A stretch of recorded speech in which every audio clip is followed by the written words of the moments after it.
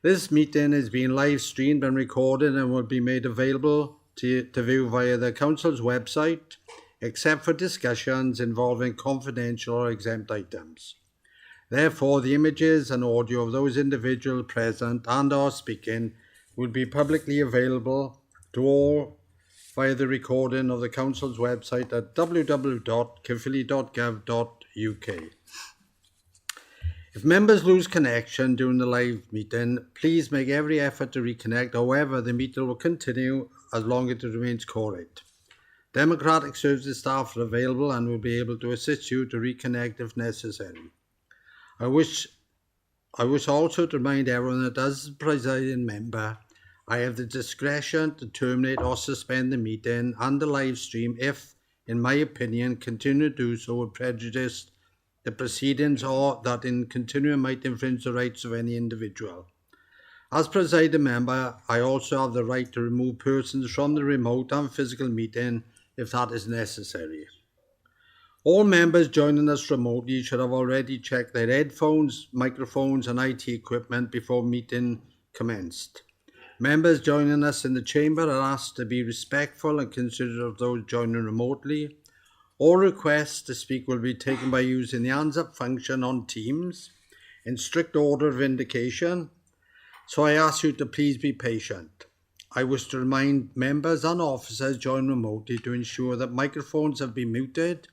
Cameras should be left on unless you experience connection issues. Members joining remotely will need to unmute their microphones when I call on them to speak.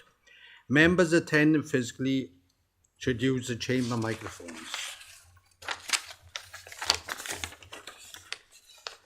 Votes will be taken using Microsoft Forms. When a vote is required, the monitoring officer will direct members to their laptops, where Teams will display an on-screen pop-up box, and members will then be asked to click for, against or abstain, and then click on Submit Vote.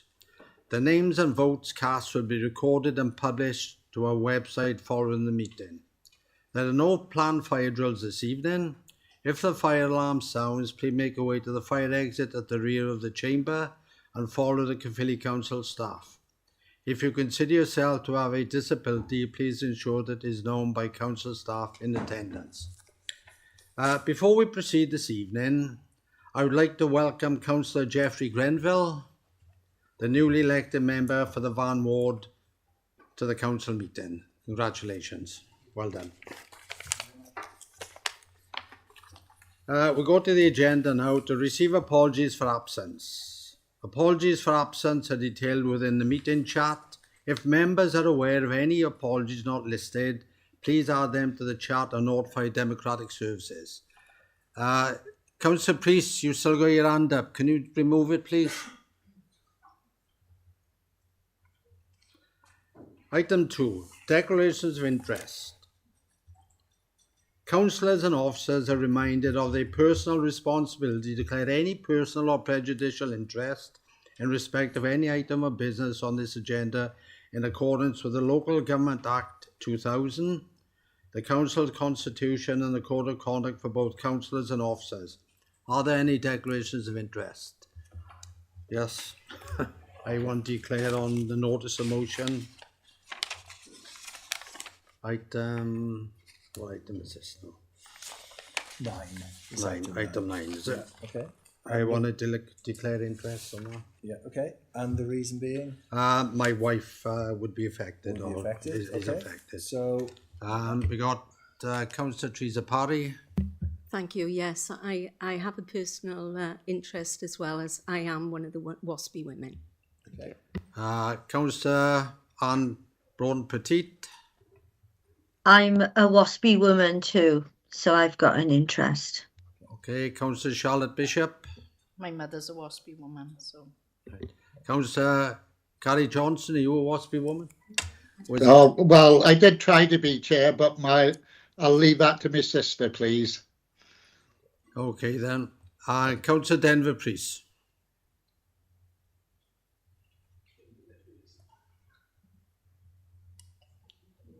Denver, you're muted. Shh. Could you possibly check that Andrew Whitcomb has put his apologies in? I normally do it, but I wasn't available tonight. So if you could please make sure that he's checked in Yeah, okay. or not. Councillor Kevin Etheridge. Yeah, my wife is a Waspy woman as well. Thank you. Okay then, so it's just personal, I think. Yeah. If I could, presiding member, please. Yeah. So thanks, members, for that. In my view, that's just a personal interest. You or members you live with or close personal associates, you are one of quite a huge number of people who are affected by this. So in my view, that's a personal interest only, and that means that you can take a full part in the debate and vote. If any member has any queries regarding this during the course of tonight's meeting, then just please raise your hand and we can deal with that at that time. Thank you, presiding member. Okay, thank Presiding you. member, I need to declare that my sister is a Waspy woman. Okay, then. Thank you. That's noted. Thank you, Councillor Taylor. Okay, we'll move on to item 3, council held on the 13th of January 2026. Members will take the minutes for accuracy, and then I will ask for someone to move and then second the true count. Council held on the 13th of January 2026 for accuracy, pages 1 to 9. So it's page 1, 2, 3, 4, 5, 6, 7, 8, and 9. Any comments? No? Could I abstain, please, as I was not present at the meeting? Yeah, certainly. Thank you. And somebody want to move the minutes? Move the minutes, Chair. Okay. I'll second those, Chair. Okay then, Rob. Yep. Thanks, presiding member. Members, first vote of the evening, please. If you could vote on the accuracy of those minutes on the poll right in front of you. Anyone having any difficulties, if you could just let me know, and I'll record your vote appropriately.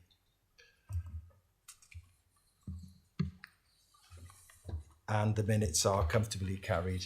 Thank you. Okay then, we move on to item 4. Waiver of the 6-month council attendance rule. Councillor Nigel George, I understand, will introduce this report. Okay, thank you, Carl.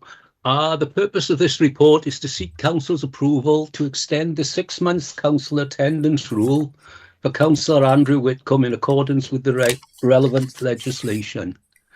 Due to poor health and ongoing medical treatment, Councillor Andrew Whitcomb has been unable to attend a council meeting since the 16th of September 2025, and on medical advice is unable to attend any further meetings for several months.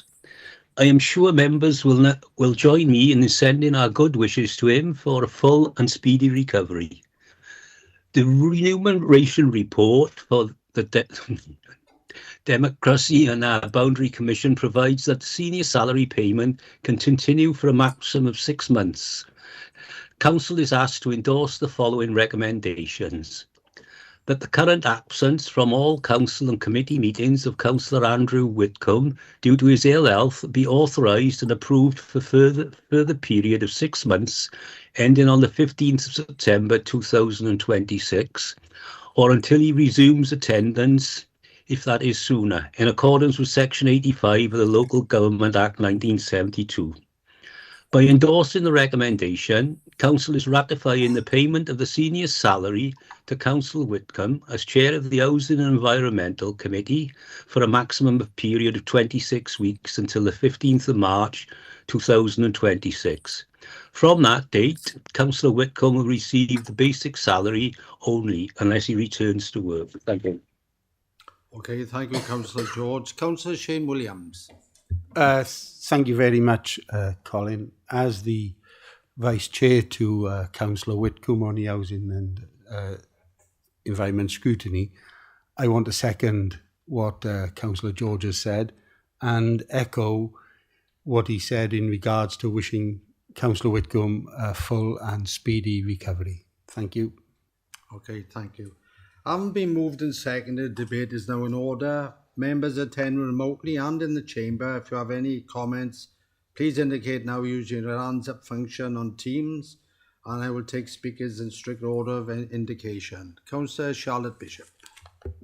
Can I just add my well wishes to Councillor Andrew Whitcomb, because he was one of the first councillors who was very, very kind to me when I started, and we've remained great friends since. So I wish him a very speedy recovery and hope he's comfortable in his recovery as well.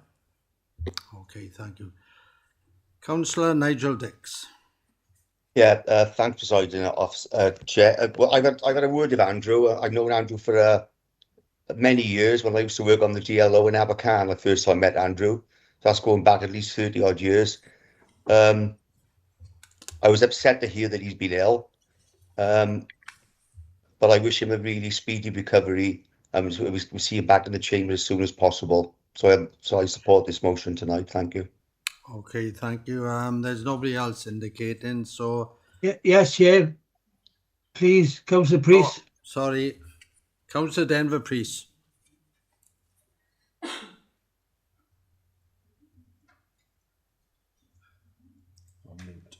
You're on mute, Denver. Sorry, Chair. Yeah, I've been going to see Councillor Whitcomb every day for the last 2 months plus. Obviously, he had that debauch with the sewerage and God knows what. I was there with him all over that. He had a lot on his plate. He's attending the hospital regular, 2, perhaps 3 times a day. He has to be remembered. You all do. That's typical Andrew, and I always passed on your wishes and everything like that. So anyway, thank you, Chair. Okay then. Right, there isn't any more indication. So Councillor George, do you wish to come back in and close the debate? No, thank you. Okay then. The recommendations at 3.1 of the officer's report on page 11 as follows. 3.1, that the current absence from all council and committee meetings of Councillor Andrew Whitcomb due to his ill health be authorised and approved for a further period of 6 months ending on the 15th of September 2026 or until he resumes attendance, that is sooner, in accordance with the section 85 of the Local Government Act 1972. Mr. Tranter. Thank you, Presiding Member. Members, if you could please make your vote on the recommendation within the report. Chair, I support. Councillor Davis? Yes. Yeah, okay, thank you. Councillor Bishop? 4. Thank you. Could I vote in favour as well, please? Yeah, certainly. And the report's comfortably carried, in fact, unanimously carried, Presiding Member. Thank you. Thank you, members. We go to item 5, panel performance assessment report and council response. Leader, I understand you will introduce this report. Councillor Jamie Pritchard. Yeah, thank you, Presiding Member. The purpose of this report is to inform Council of the findings of the panel performance assessment that took place in September 2025 and to propose the response for full Council approval. The Local Government and Elections Wales Act 2021 sets a duty on councils to make arrangements for an independent panel to assess the extent to which the council is meeting the performance requirements once within an electoral cycle, and this is called the Panel Performance Assessment, PPA. Performance requirements are defined as the extent to which a council is exercising its functions effectively, is using its resources economically, efficiently and effectively, and has effective governance in place for securing the above. The Council's PPA took place during the 23rd to the 26th of September 2025, and the final report was received by the Council on the 2nd of December 2025 and could be found in Appendix 1. The overall conclusion of the panel was that the Council is effectively fulfilling its functions despite the challenging environment facing local government across Wales and the UK, marked by rising demand and significant funding gaps. Council leadership demonstrates a clear grasp of the scale of these challenges, and since 2023 has been delivering a substantial transformation programme. This programme focuses on process re-engineering, reducing costs, aligning services more closely with community needs and the expectations, adopted innovative ways of working and fostering a culture in which staff feel empowered and invested in delivering the Council's corporate wellbeing objectives and ambitious transformation agenda. Cabinet previously welcomed the panel performance assessment report and expressed its appreciation to the panel for providing an independent external view of how the Council is meeting its performance requirements. In response to the panel recommendations contained within the final report, the Council is required to identify the actions that it will take to increase the extent to which it is meeting its performance requirements. The response and actions to help deliver improvements can be found at Appendix 2. The response was considered by the Governance and Audit Committee on the 2nd of February and later on in Cabinet. An assurance is given that there will be regular reporting on the actions in the response to the committee as part of the Council's cycle of continuous self-assessment. A number of recommendations made by the panel relate to improving the democratic processes and empowering elected members, making better use of their capacity as community leaders as the Council continues to transform services and improve its financial resilience. Council is asked to note the findings of the PPA report and to approve the Council's proposed response. Thank you, Chair. Okay, thank you, Leader. Councillor Mike Adams, understand you will second this report. Thank you, Presiding Member. Yes, very happy to do that. This report I managed to read before the Governance and Audit Committee, which took place on the 2nd of February, so just earlier this month. And when the Chief Executive actually came to give that report to the panel, to the Governance and Audit, he was also very, very welcome in his answers to some of the questions that the Governance and Audit Committee gave to him. So thank you very much for that. I've now managed to read it about 3 or 4 times, and it is very good. And yes, we have some work to do, and I'm sure we will go through that with all the diligence that is needed of us. Okay, thank you, Councillor Adams. Having been moved and second, the debate is now in order. Members attending remotely and in the chamber, if you have any questions, please use the hands up function and I will take in strict order of indication. Any, yeah, there's a few just flashed up. Councillor Royce Rallis. Thank you, Presiding Member. This is a really good news story, so I hope the press picks it up. It's worth covering because it says a lot about this council.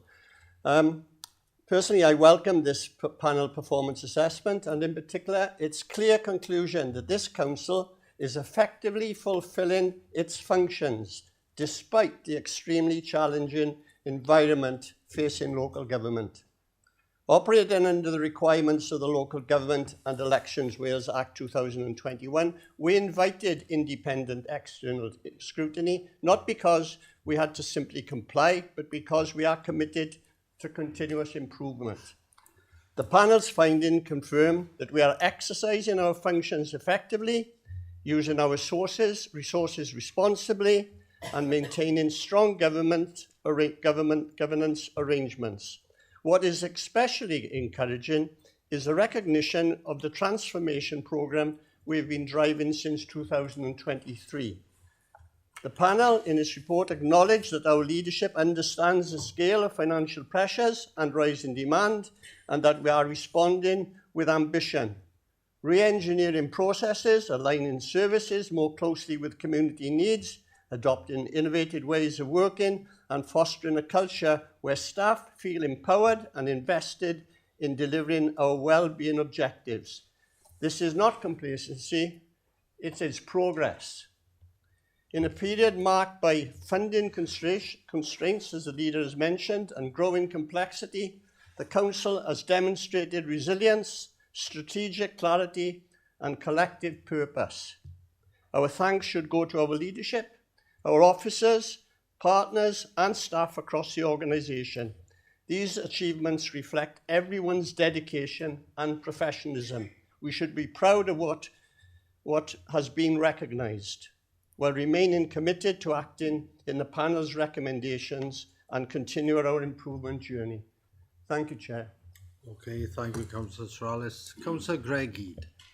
Thanks, presiding member. I do agree with some of what Councillor Sorrells said there. There are very good pros, positives to come out of this report. But like any independent report of this nature, where you have pros, you also have cons. It's a balanced report. We are doing some things really well. Leadership and transformation is described and referenced positively. But the report does raise concerns. And if we're a legitimate authority that are transparent, we should pay attention to our weaknesses. It's important to address them. In particular, the effectiveness of our scrutiny processes.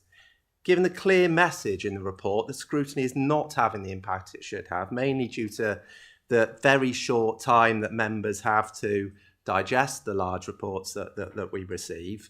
And also, many backbench members said in the report they feel disconnected from key decisions. I'd like to ask a couple of questions. Firstly, what specific changes will be made to strengthen the scrutiny process and ensure meaningful early engagement for members? And secondly, how will Cabinet ensure that scrutiny recommendations are systematically considered and acted upon? Thank you very much. Who would like to take them?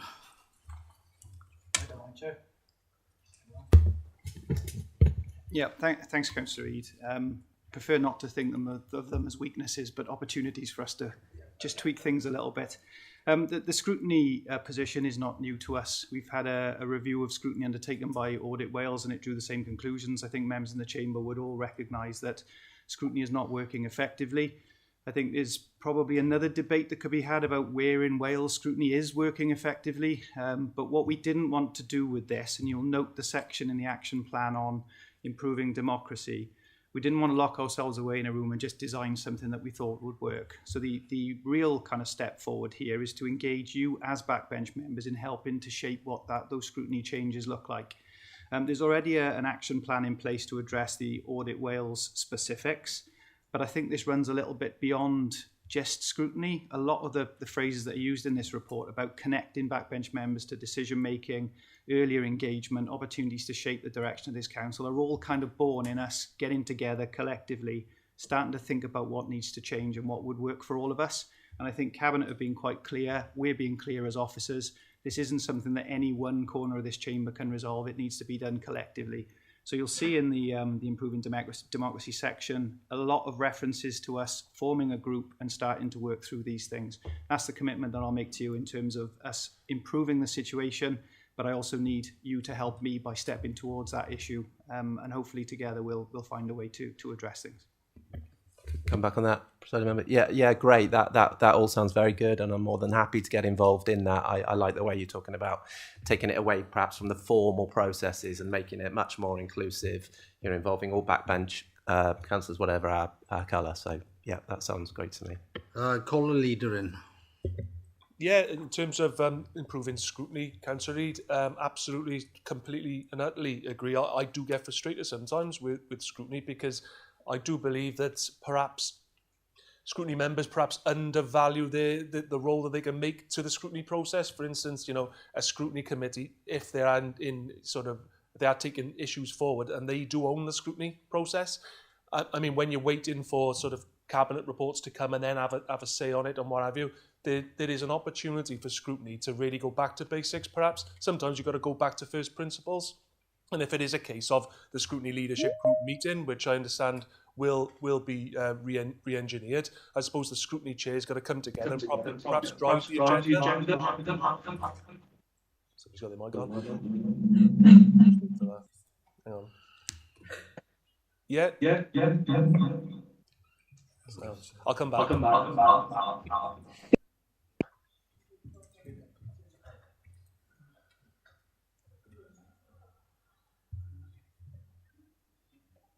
Okay, leader. Okay. Yeah, all good. So it's a case of, I think, coming back together and some more task and finish groups, for instance, could be something. I know we've got a task and finish group on surplus places. We're all members, I think, across the county borough, looking at education provision. I think from my own experience being on a scrutiny committee, I think it's when you go into the when the scrutiny committee takes control of their agenda. I mean, I chaired a WHQS working group years ago when I was on policy and resources. It's by getting into the minutiae of it. So I think there's opportunities there. As you know, Councillor Reid, I meet with your leader on a regular basis. The offer's there for the leader of the independence group as well, as since I've been the leader. So I'm more than happy to have these conversations with members across the chamber, no problem whatsoever. Okay, thank you. Councillor Nigel Dix. Thanks, Chair. Yeah, my concerns are the scrutiny element of this report. Year after year, the council has been held to account for the lack of proper scrutiny and the system we use. I'm heartened that we're now going to look at it and try and make it more effective so that backbench members who are on scrutiny feel they've actually got a role to play for those changes. I don't think that was helped by the change in the constitution where the bar was raised regarding bringing issues back to scrutiny that had already gone there. I think that needs to be relooked at as well, the change in the constitution, because that made it very difficult for backbench councillors to present things back to scrutiny because there was the bar had been raised. So let's get scrutiny working. Let's make sure the councillors feel included and listened to. We're all elected by our communities to have a say, and if we can have that say, hopefully we can get a better council and we won't get these damning reports on scrutiny year after year. Thank you. Okay, Councillor Kevin Etheridge.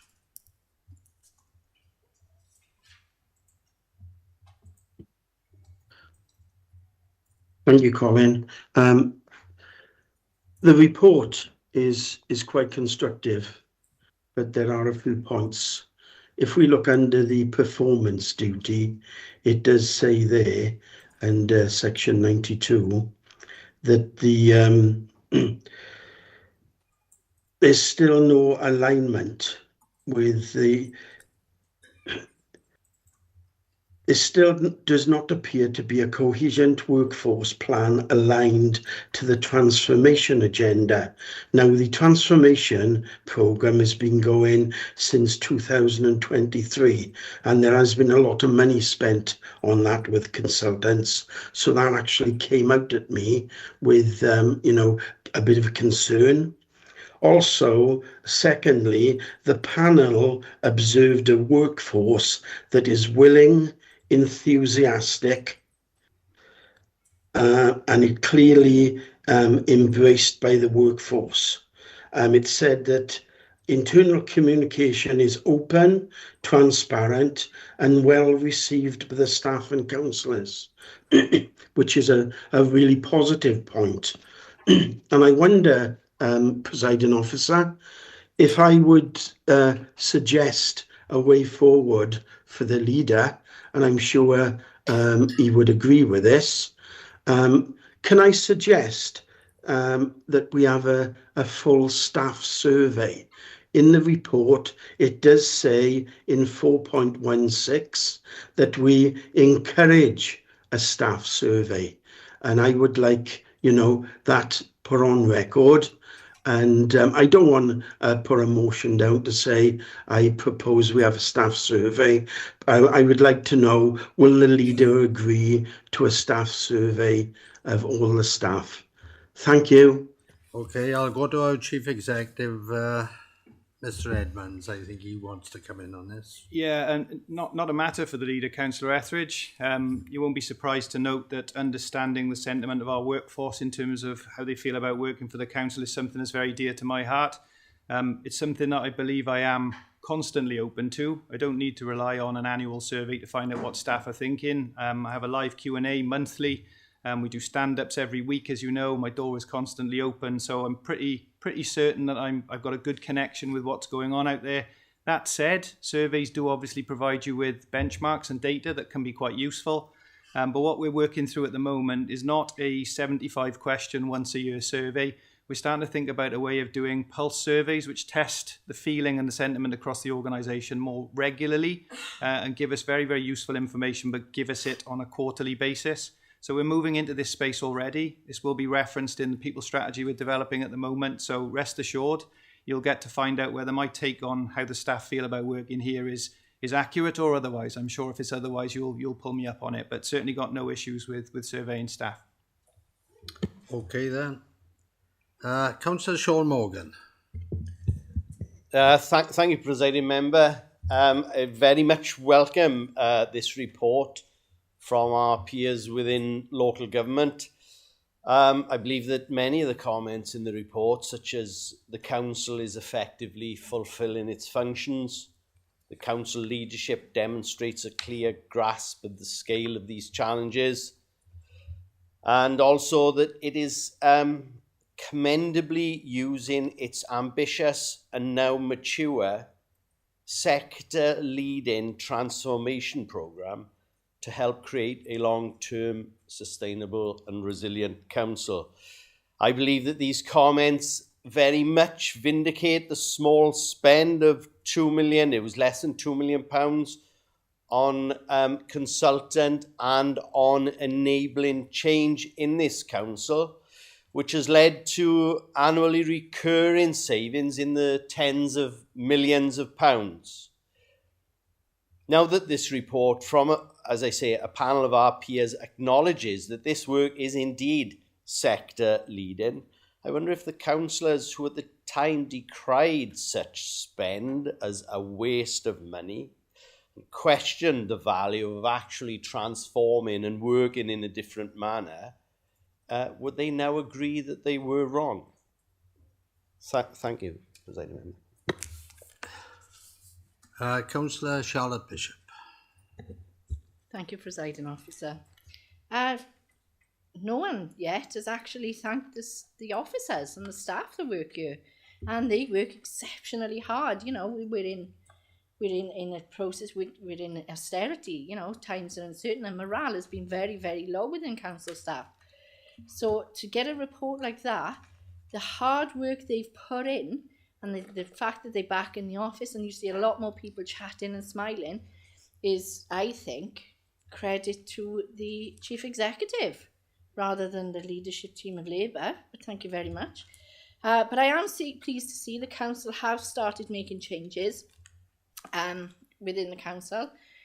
And I really do look forward, especially as we've highlighted 2 reports on scrutiny now, to the improvements there as well. Thank you. Okay, thank you. Mr. Edmonds? Sorry, Councillor Bishop, but whilst you reference this down to me and not others, that's very much, from my perspective, it has been a team effort, not just in terms of the council's leadership, the wider workforce as well, and also you as members and cabinet. You've all played a part in this. I think what was most impressive was the sheer volume of conversations that the panel had with different stakeholders, triangulated a lot of what was being said across this chamber. And certainly being a new chief exec, having a report like this was an immense sense of pride, but it would be remiss of me not to share out the efforts that have contributed to this successful conclusion. So thank you. Apologies for the correction, but I felt it was important. Okay, I know it's a Senate election in a few months, but we're not going to have any election here in the new year. Okay. Councillor Steve Skivens. Thank you, Chair. Firstly, I'd like to mirror some of the comments about the review of the scrutiny process. I think we've lost something in the constitutional change, and I think there is an opportunity to review that with the intent of returning some of the democratic debate that was involved previously, plus the size of some of those committees and the workload is high order. And you know, sometimes the process is leading the debate rather than sufficient time and structure to allow for a full debate. That's my first point. My second point is I think that this authority, in engaging with its backbenchers and having a far more consensual method of operating, must be applauded. But I do think that we fail to recognise the value and the effect of some of our community councillors as well. Some of those community councillors have county councillors embedded in them, so the conduit for information and communication is there. Others do not and sit in splendid isolation. As a minor authority, they're very close to our communities, and I think they can offer perspectives, initiatives, that don't necessarily come up within the chamber. And I think we are missing a march in not actually engaging or having a far better engagement with our community councils and with our community councillors. And I think, yes, you know, the report sits there, but I still think we can improve further. Thank you. Okay, thank you, Councillor Skibbons. Councillor Colin Mann. Thank you, Presiding Officer. Just to go back to the question of scrutiny for a moment, I think a lot of backbench councillors need convincing that the scrutiny is actually making a difference, that the Cabinet is actually taking notice of what scrutiny is saying. And I think there have been examples where this possibly hasn't been the case. So I think it's convincing the majority of members that what they're doing is actually worthwhile and making a difference. Just a comment on Councillor Morgan's contribution. If I heard correctly, I think I heard that £2 million was a small spend. I don't very often hear £2 million being described as a small spend, but there we are. Okay, thank you. Councillor Nigel Dix, you want to come back in? Yes, if I could, Chair. Yeah, just on the survey part of the recommendations on this report. If we do carry out surveys, could we ensure that they are anonymous so staff will feel more inclined to be more truthful and more forthcoming in their opinions? I think that would be useful. Mr. Edmonds. Thanks, Councillor Dix. I've probably got a slightly different view to you on this. I'd like to think we run an organisation where staff feel comfortable about sharing their views and putting their names to them, but we do obviously offer anonymity just to encourage those responses. So we will continue to do that as we've done previously. But like I say, I think I prefer the idea of an organisation where people are comfortable speaking freely and attaching their names to things as well. Thanks. Thank you. Councillor Gary Enright. Thanks, Chair. Just a very quick one for me. A plea more than anything. Can we please look at the amount of documents that we are receiving and the duration that we've got to digest? Because on occasions, it's a difficult piece of work when you're getting 10, 11 documents, all detailing 30, 40 pages, and you've only got 3 days, 4 days to go through it, on top of other things that we've got to do. So just an observation, please, can we look at that? Thank you. What is the time scale? I think it's 6 days, and not 7 days. Yeah. It's the Local Government Act says it's 3 clear days. So, for example, if the meeting's on a Friday, members have to have their papers by the Monday. So there are 3 clear days in order. Don't we do better than that here? It's normally about 6 days, isn't it? We normally keep to the minimum 3 days notice. That's what we normally do. But where reports are ready and the agenda's ready to go, we will get it out. Yeah. Okay, thank you. Nobody else is indicating. So, Leader, would you like to come back in to close the debate? Yeah, thanks, Presiding Member. Yeah, obviously we'll take the comments on board. Leader, 2 seconds, please. Someone just clicked up. Councillor Judith Pritchard, let's take Judith first. Yes, thanks. In regard to the length of time that we have to read our papers, I mean, if you're working, because I know being a councillor is supposed to be a part-time job, 3 days a week, and presumably you're supposed to negotiate with your employer to have 3 days less than you normally do, but that's not practical at all in many cases. So that seems to me, if it's only Monday, you've got to read it by Friday, that is very unsatisfactory. And even the system whereby you have a weekend, that's not long enough, really, for some of the reports that we get. And it seems to me this is very much organised in favour of staff, not of councillors. You know, I mean, I know that when you said the reports are ready, well, surely the reports should be ready when we need them. Obviously, council staff would have to know in advance, but I think we should look at having a system whereby staff are asked to come up with ideas, or staff are told that they've got to give members more time to read these documents. Thank you. Right, and I got two more people showing. Two people already spoke, so is there something different? Councillor Sean Morgan, then Councillor Gary Enright. Then I'm going to go back to the leader to close the debate. I'm not taking anybody else. Thanks, presiding member. Just on the question of given the amount of time to read reports, I've been a councillor for 13 years. I've never found it difficult to read and digest the reports within the time given.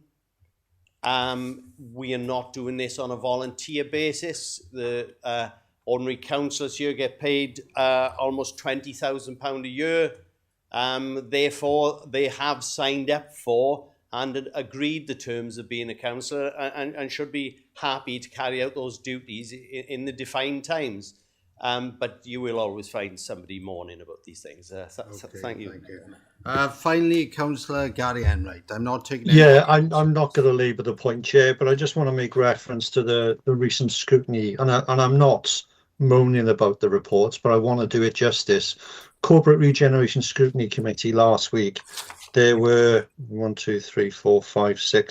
7 papers that we had to digest, but another 13 that were information. Now, with all due respect, I had to read those 13 documents to see if I wanted to bring them forward. There was one document I needed to bring forward, having read the other 12. So, with respect, I find that 23 items a little bit overkill. Okay, thank you very much. Right, leader, you close the debate this time, finally. This time, yeah. No, as I said, thanks for all the comments that have come forward. I think in terms of the scrutiny aspect, the reinstigation of the Scrutiny Leadership Group will be a good opportunity for the chairs of the Scrutiny Committee to obviously meet together to discuss their agenda, because it is the Scrutiny Committee's agenda going forward that I think sometimes gets lost in all this. That's a take from that. In terms of the transformation programme, I know I've said it many times before, but we have a 9:30 a.m. on a Wednesday stand-up every Wednesday. For all those who can't make it, you can obviously watch online and indeed ask questions online as well. We've held 2 walkthroughs with all councillors last year with the transformation programme. I think something else is going to be beginning set up in a month or two's time. So the opportunity is there. Where we've got to improve, we certainly will. I look forward to having those conversations with the leaders of other groups and indeed members of my own party and members of opposition parties as well. But in terms of the report, it is an independent report. It is a positive report, but certainly I will take the recommendations from this report and enact them to improve our processes going forward. And I look forward to working with members across the chamber to deliver those improvements. Thank you, Chair. Okay, thank you, Leader. The recommendations are at 3.1 to 3.3 in the officer's report on page 16 as follows. To receive the panel performance assessment report, to support the Improving Democracy programme, to approve the council's response to the panel performance assessment. Mr. Tranter. Thank you, presiding member. Members, there'll be a poll before you any moment. Could you please make your vote on the recommendations within the report that you've just heard about? Anyone having any difficulty, if you could please let me know and I will record your vote. Mr. Tranter, 4. Yep. Councillor Davis? 4. 4. Okay. Could I abstain, please? Yeah, okay.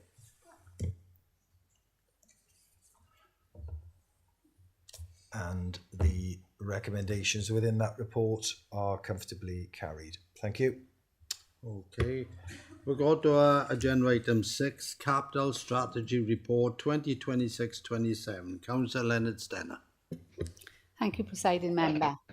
This report is brought before Council this evening for the approval of the capital strategy for 26-27 in accordance with the Prudential Code introduced by the Local Government Act 2003.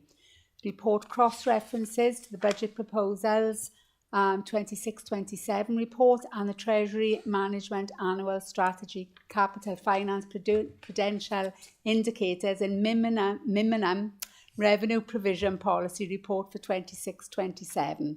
The capital strategy outlines the principles and framework at a very high level that shape the authority's capital investment proposals.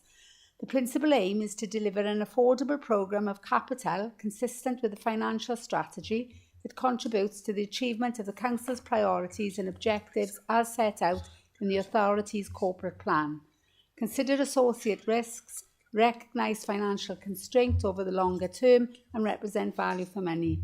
The strategy explains how capital investment decisions are made and how the capital programme will be managed in line with the Prudential Code for Local Authority Investments. The Prudential Code has the following key objectives. The capital investment plans are affordable, prudent, sustainable. The Treasury management decisions are taken in accordance with good professional practice, that local strategic planning, asset management and proper option appraisal are supported. The recommendation is at 3.1 of the report that the Council approve the capital strategy report. I move. Okay, Councillor Adrian Aziz, I understand you'll second this report. Yeah, thank you, Presiding Member. More than happy to second it. Thank you. Okay, then I'm being moved and seconded. Debate is now in order. Members attend remotely and in the chamber. If you have any comments, please indicate now using your hands up button on the Teams, and I will take speakers in strict order of indication. There's nobody indicating, so yep. Councillor Colin Mann. Thank you, Presiding Member. I thought there might be a couple of others. What this does show is that it looks as if we're borrowing increasing amounts of money. I don't know if there is a figure in the report. I wasn't able to find it as to how much exactly we're paying on interest on the loans. But obviously the amount we're paying, which is obviously substantial. I don't know whether Leanne Sykes can help us out on the actual figure. But the more we pay, of course, the more pressure there is on the revenue budget. And we'll be discussing the revenue budget later on, of course. And, every pound we spend on paying interest back to the various lenders is money we don't have to spend locally. So do we have a strategy to decrease the amount of borrowing? And do we recognise the effect that this is having on the revenue budget? Okay, Ms. Sykes, would you like to? Yep, thank you. So as you say, the funding is set out in the table within the strategy, and we are having to undertake borrowing. The current level of borrowing is 272 million, and we are looking to borrow a further 53 million next year. As you say, there is a pressure on revenue for that in terms of the interest payable and also the minimum revenue provision that we have to set aside. So those two combined come to 9.7 million in the 25-26 budget. But it is an element of delivering key infrastructure and equipment that is required to meet the council's objectives. We do get funding through our RSG funding for the supported borrowing element of capital investment. Okay. Recognising those figures, are we looking to reduce that amount of borrowing as time goes on? Well, we're not looking to reduce it. At the moment, we have capital projects within the programme that are requiring borrowing. So the waste strategy would be one of them. And there is an element of borrowing for the A469 as well. But it is forecast within the medium-term financial plan and the revenue budgets that is presented to you. Okay. We'll leave it there for the moment. Councillor Charlotte Bishop. Thank you, Presiding Officer. I don't pretend to be a finance expert. I'm definitely not. My brain works towards creativity. However, Leanne, I have been promised that you are an absolute genius. So with the large sums of money we're asking about, can I just ask, is this sustainable? Leanne? Yep. So the programme is sustainable. As we set out in the strategy, projects do have to go through that criteria. The borrowing is in there, it's within our limits, and we have to factor it into our revenue budgets. But ultimately, if you want to fund the investment, there is a cost to that. Okay.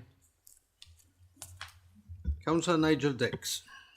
Thank you, Chair. Yeah, obviously borrowing ever increasing amounts of money is never a financially prudent thing to do. I understand that the council, I believe the council is not funded adequately from Welsh Government, and that where they put more responsibility on local government, we have to pick up the tab on that through increasing council tax and increased borrowing, especially with the blueprint on with the recycling. We had to see what that's actually impact that's going to have on borrowing and council tax going forward. Question I got is about this is the interest rates. Are the interest rates in jeopardy of going up, or can they come down, or are they fixed for a certain amount of time? Leanne.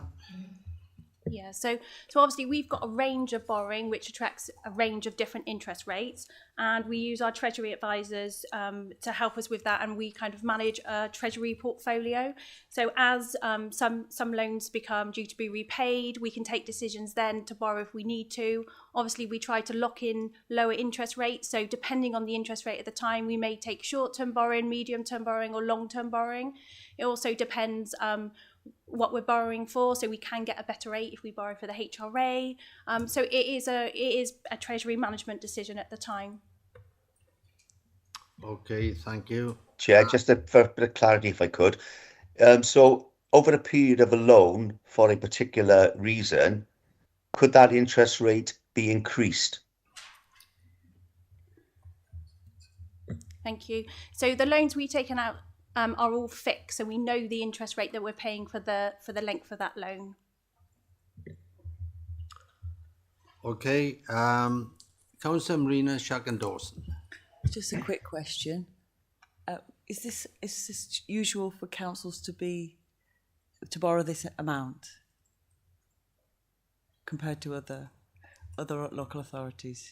Yeah, I don't know if you know what other councils do, but I haven't looked across. I can only draw my own experience, and it is usual. Yes, I mean, if you need to borrow for specific investments, then that's fine. If you need that investment, and like I said to you earlier, we do get an element from Welsh Government to fund some supported borrowing, so we are receiving revenue in order to do that borrowing. The schemes that we have got that are being funded for borrowing are key strategic ones. So you've got the waste strategy in the A469, and if you take the waste strategy, for example, it is going to improve our recycling. It's helping us to achieve our objectives, and long term, it should reduce our revenue costs and enable us to secure grant. okay. Councillor Greg Eade. Thanks, Leanne. You've given some really good answers so far and helped us to understand, some of the challenges. I think the capital programme presented in this paper is really ambitious. I mean, I note that the starting figure of 195 million this year, by year 3 is going to be reduced to 75 million. So that's 120 million spend in 3 years. I think that's ambitious. I mean, and it's dependent on various sources. We've discussed borrowing at length, but also Welsh Government grants, capital receipts, reserves and HRA funding. I just wonder, firstly, with the spread of reliance on so many sources, what the risk is of some of those sources perhaps not fulfilling the requirement that you're spending. So yeah, how would you mitigate slippage across such a large, complex capital programme? Because it is very complex.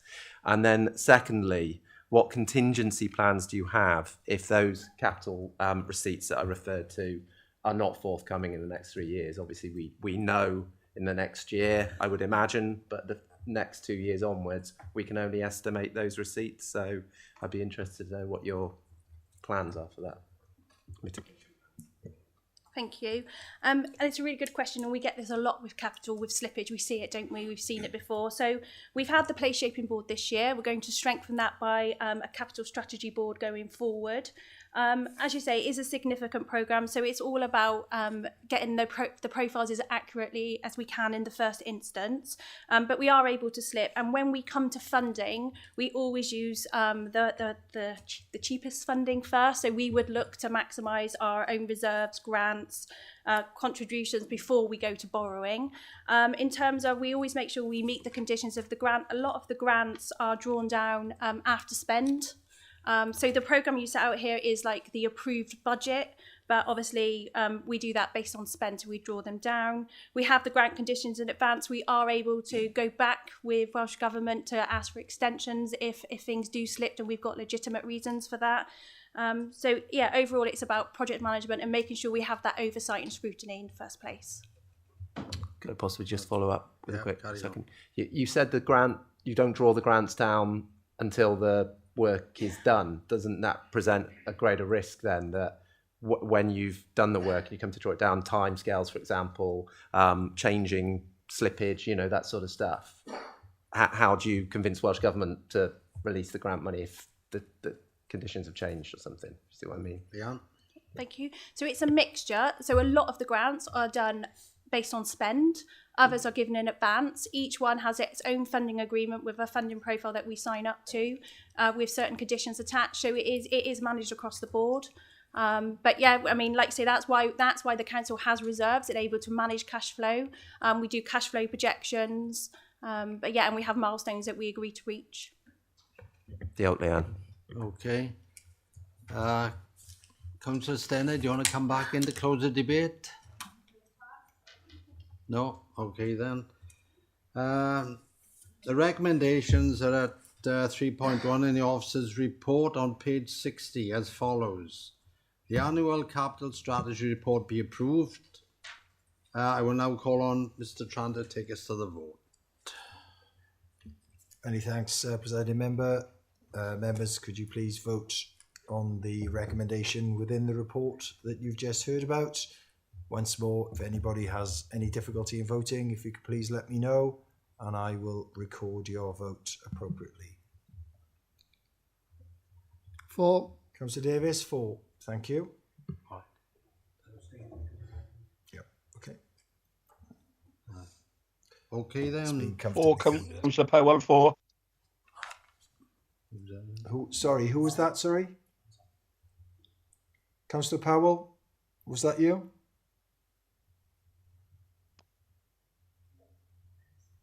Don't know. There we are. It was carried. Thank you. Yeah, sorry, yeah, 4, yes, Councillor Powell. Yeah. All right, we're going to item 7, Treasury Management Annual Strategy, Capital Finance Prudential Indicators, and Minimum Revenue Provision Policy for 2026-27. Councillor Leonard Stenner. Thank you, Presiding Member.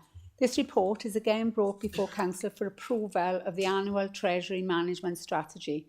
The report is a data set of prudential indicators relevant to Treasury management and capital finance. The report cross-references to the budget proposals for 26-27 and the capital strategy 26-27. Also, consideration is required to the Council's minimum revenue provision policy to be adopted by the authority for 26-27. The Code of Practice for Treasury Management in the Public Services provides that an annual strategy be submitted to members on or before the start of the financial year to outline the activities planned within the parameters of the Treasury Management Policy Statement and the Treasury Management Practices. The Local Government Act 2003 also requires the authority to set out its Treasury Management Strategy for borrowing for the forthcoming year, to prepare an annual investment strategy which sets out the policies for managing its investments, giving priority to the security and liquidity of those investments. Welsh Government issued guidance on local government investments, which is incorporated within the report. Definitions of local government investments are given in Appendix 1. Under the provisions of the Local Government Act 2003, the Local Authorities Regulations 2003 and subsequent amendments, and SIPTAs, the Prudential Code for Capital Finance, the authority is obliged to approve and publish a number of indicators relevant to capital finance and treasury management. With effect from the 1st of April 2008, Welsh Government introduced the Local Authorities Regulations, which require the authority to prepare an annual minimum revenue provision policy statement. This report sets out what the authority needs to do in order to comply with this requirement. The recommendations are at 3.1 to 3.8 of the report, and I move. Thank you, Councillor Stenner. Councillor McAdams. Thank you, Presiding Member. Yes, very happy to second this report, as just indicated, from 3.1 to 3.8. Thank you very much. Okay, thank you. Haven't been moved and seconded. Debate is now in order. Members attending remotely and in the chamber, if you have any comments, please indicate now using the answer button on Teams, and I will take speakers in strict order of indication. Councillor Sean Morgan. Thank you, Presiding Member. I'd like to ask a question of Leanne, if I could, about pooled investments in the Treasury Management. Given that this council recently passed a notice of motion about ethical investment and divesting from investments related to the ongoing genocide in Gaza, I know it's reported that there's a ceasefire, but since the ceasefire has come into play, more than 1,500 Palestinians have been killed during a ceasefire. Given that this council did pass that notice of motion about ethical investment, and that the Torfaen Pension Fund is now looking at divesting and a strategy for ethical investment, I'm just wondering, do we as a council know where our investments are working within our Treasury finance? Because I know that we do invest an amount of money. I'm guessing that they could be in these same pooled, obscure investment vehicles where you put in money into something, but you don't know where they then share that money about. Is that the case with this? Thanks, Leanne. Leanne. Thank you. So obviously we've got Arlene Close who kind of advise us on our investments. Our strategy does take account of the ESGs with pooled investments as much as possible. So I would say it's low risk, but I can't guarantee it. Okay. And with that, Chair, I'd just like to say that I could not support this report. Okay, thank you. Councillor Colin Mann. Presiding Officer, it relates to the last question, really. Reading 5.11.13 on the ESG, environmental, social and governance, I was a bit surprised to learn that we don't yet have an ESG policy of our own. I know it says that we look at other people's and look to be investing in the right way, but as Councillor Morgan just said, with pool funds, you don't really know where the money is going. So I think we should be working towards having our own ESG policy and specifying the sort of investments that we want or we don't want, as per the discussion on the actions of Israel that we discussed fairly recently. So do we have any plans to actually work towards that? I don't believe Arlene Close mentioned. I don't believe Arlene Close advise on whether things are ethical or not. Their role is to look at the financial performance of funds rather than looking at whether they're ethical or not.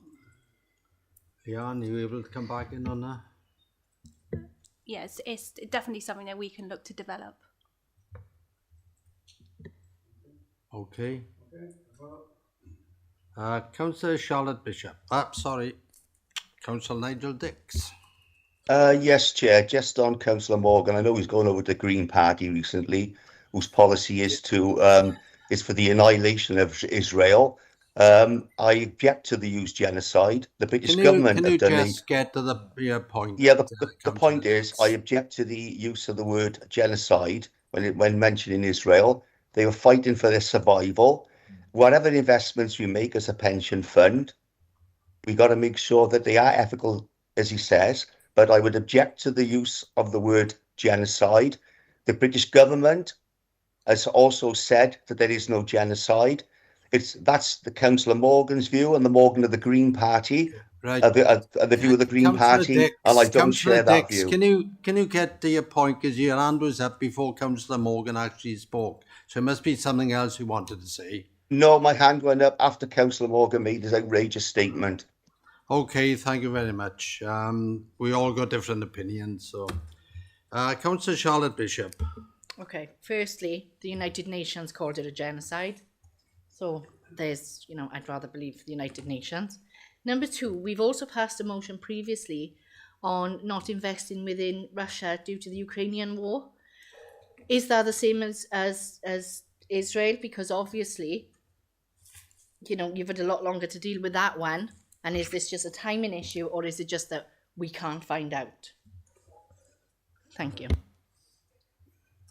Leanne? I don't have the answer to hand, so I'd need to take that away and come back to you. I'm really sorry. Okay, you happy with that? Okay. Councillor Sean Morgan, I don't want to get into an argument between you and Councillor Dick, so just quickly. Thank you, Presiding Member. I do feel since Councillor Dix, who likes to present himself as a very well-read man, might be interested to know that he's absolutely wrong. This is a genocide that's taking place in Gaza is not an opinion of mine. I think the report is the 16th of September 2025, where the United Nations Human Rights says that Israel has committed genocide in the Gaza Strip. Thank you, President. Okay, then we'll move on now. Is nobody else indicating? So, Councillor Stenner, do you want to close the debate? Nothing further to add? No. Okay, then the recommendations, as you've already said, are from 3.1 to 3.8 in the officer's report on page 72. Mr. Tranter. Certainly, Presiding Member. Members, please vote on the recommendations contained within the report that you've just heard about and just debated. Once again, anyone having any difficulties, please let me know and I will record your vote accordingly. Councillor Tudor Davis. 4. Yep. Councillor Powell.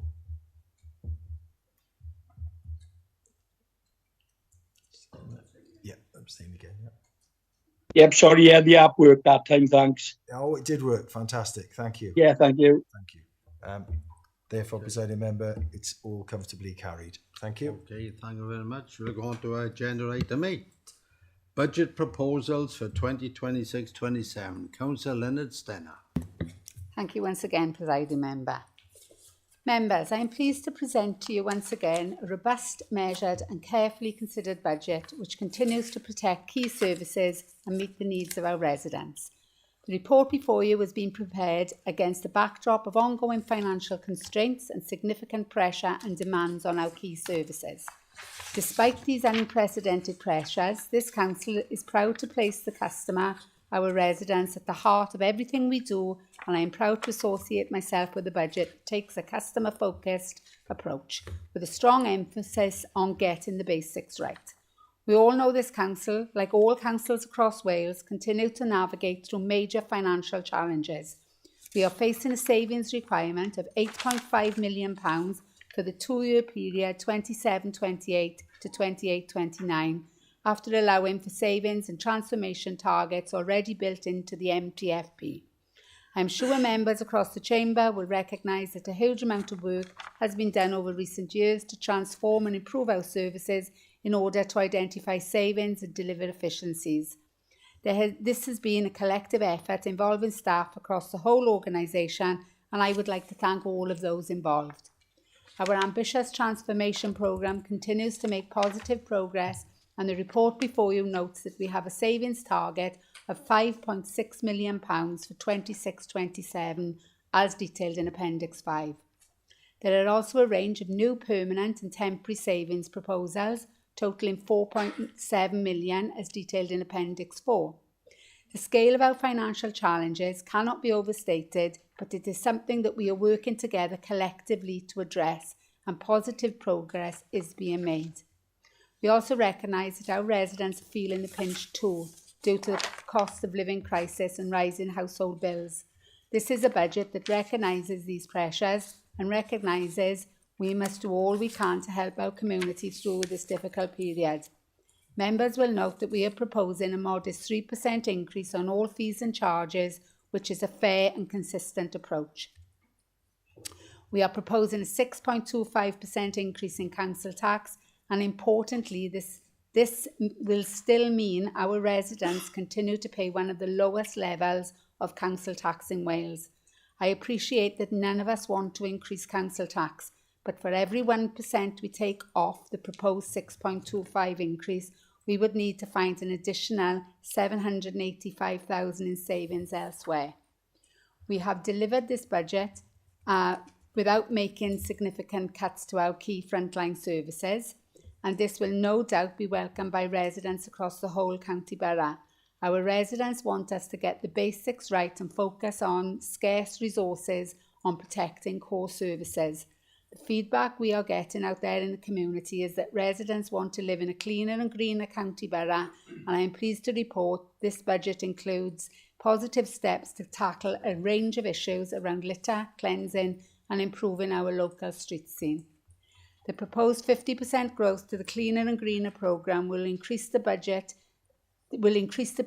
to £2 million for 26-27 and 27-28, funded by £1.4 million base budget and £1.2 million from reserves.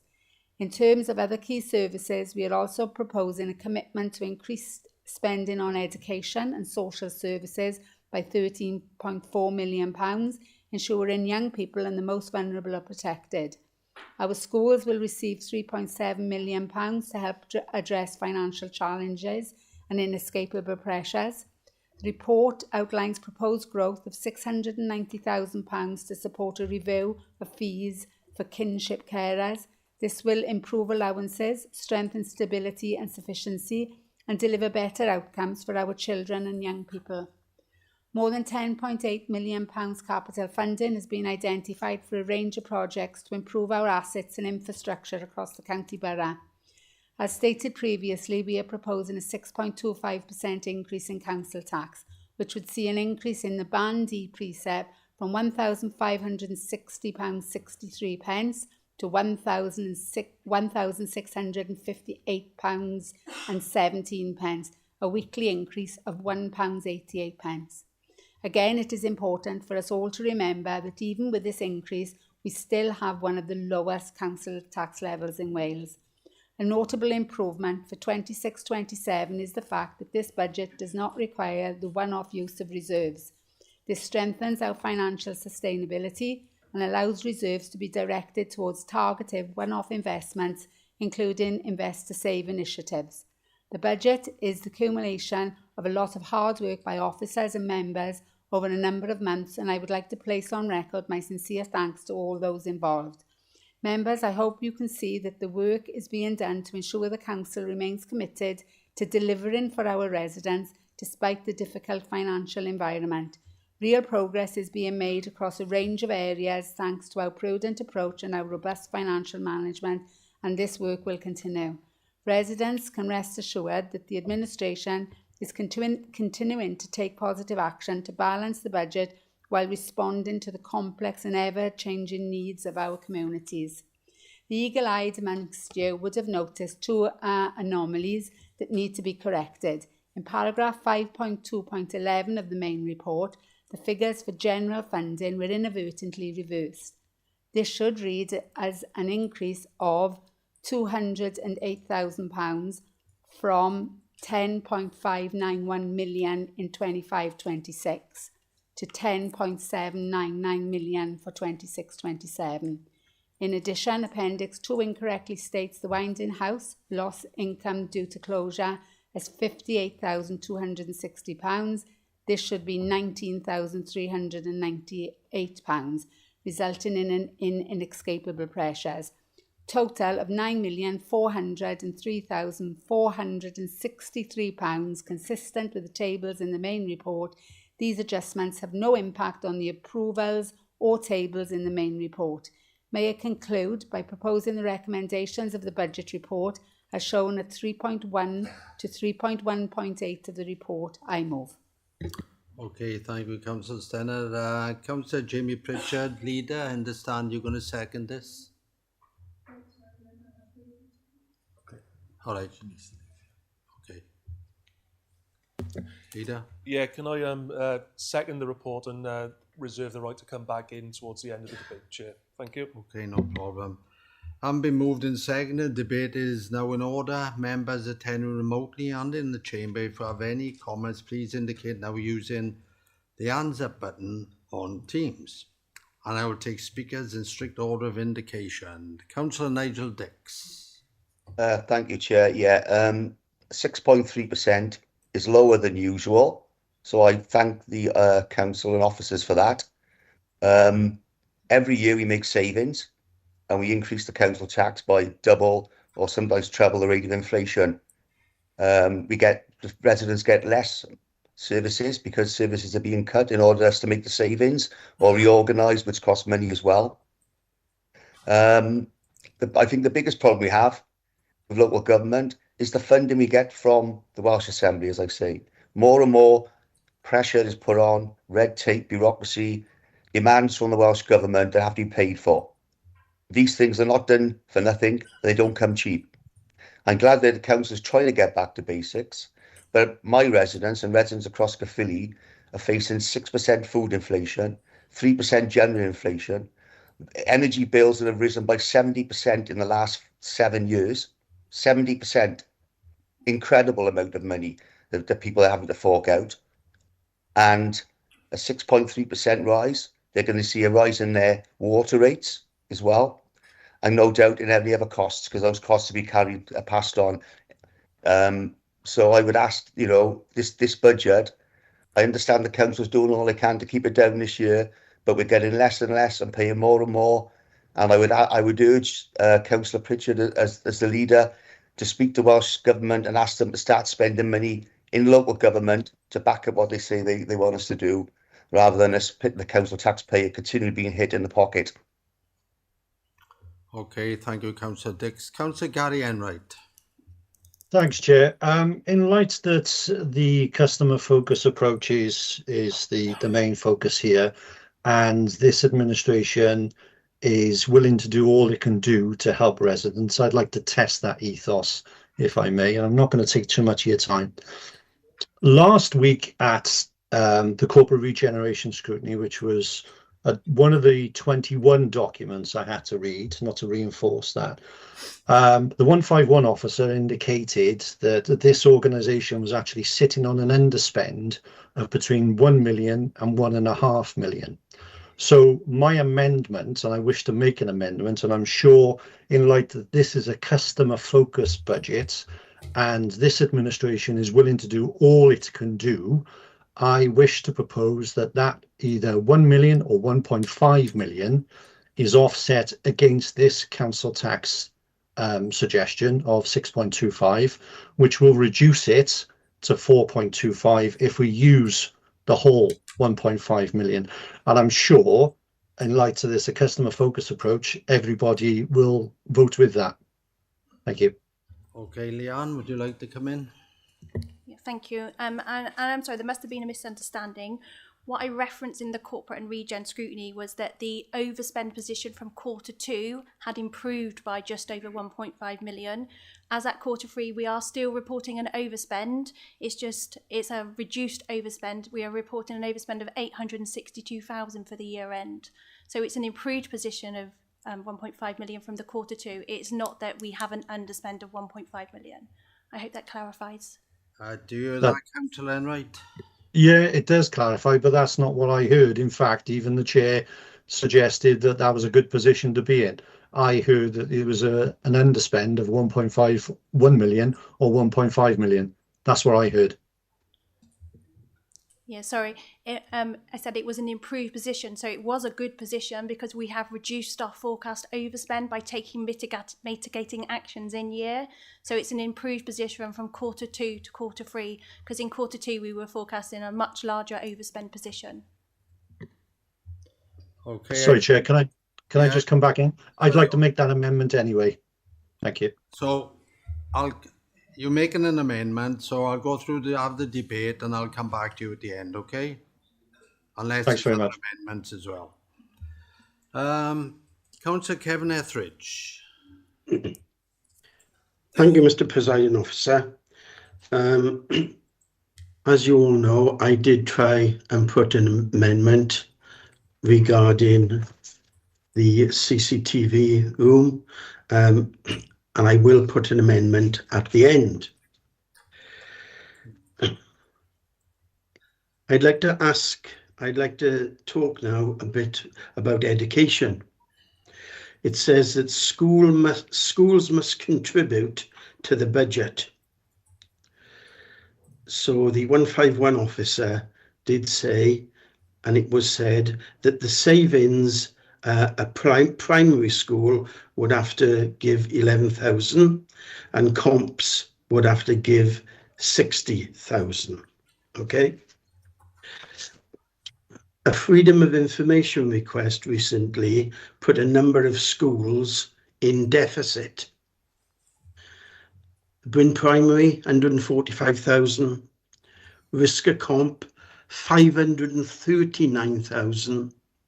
Bedwas Juniors, 123,000. St Martin's, 1,664,000. Newbridge School, 333,000. And Ysgol Cymru, 1,994,000. Now, these are the deficits of the schools I mentioned, but I've deliberately, Chair, actually mentioned the schools which have got deficits over £100,000. There are a number of other schools which have got deficits under 100,000, and that was following a Freedom of Information request which was answered. The financial settlement for Caerphilly from the Welsh Government was, I understand, between 4 and 5%, but we are asking for over 6%, and I don't think anybody has actually mentioned the 3% increase in fees and charges. Now, the 3% increase in fees and charges will be across the board. It will be on everything. So, 6.2 plus 3%, and Caerphilly is the highest council tax in Gwent. And for the Cabinet member to refer to the consultation, 180,000 people living in Caerphilly, I understand there was 162 responses.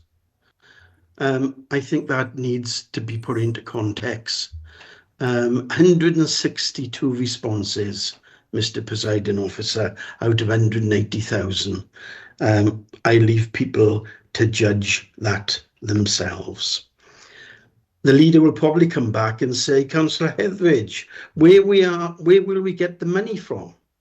And I will say, do we really need a 50% growth in the green and cleansing area? Why can't this be reduced? Why can't we use some of the reserves to help these schools?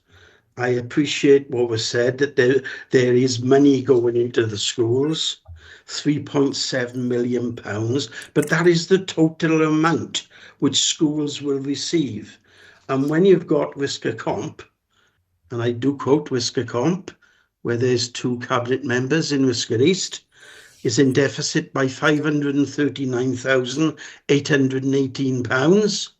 I'm sure that the Labour members will support me when I put the motion down that there should be no contribution and no cuts in this education, and there should be no contribution from the schools, and there also should be no cuts from the CCTV room as well. So my amendment, if it's second, Mr. Presiding Officer, is that the CCTV room and the education cuts, there's no contribution, no cuts from them, and the money is found elsewhere, as I said, or used from the reserves. Finally, Councillor Enright, I did hear what Gary said, and my view was that there was a reference to the underspends,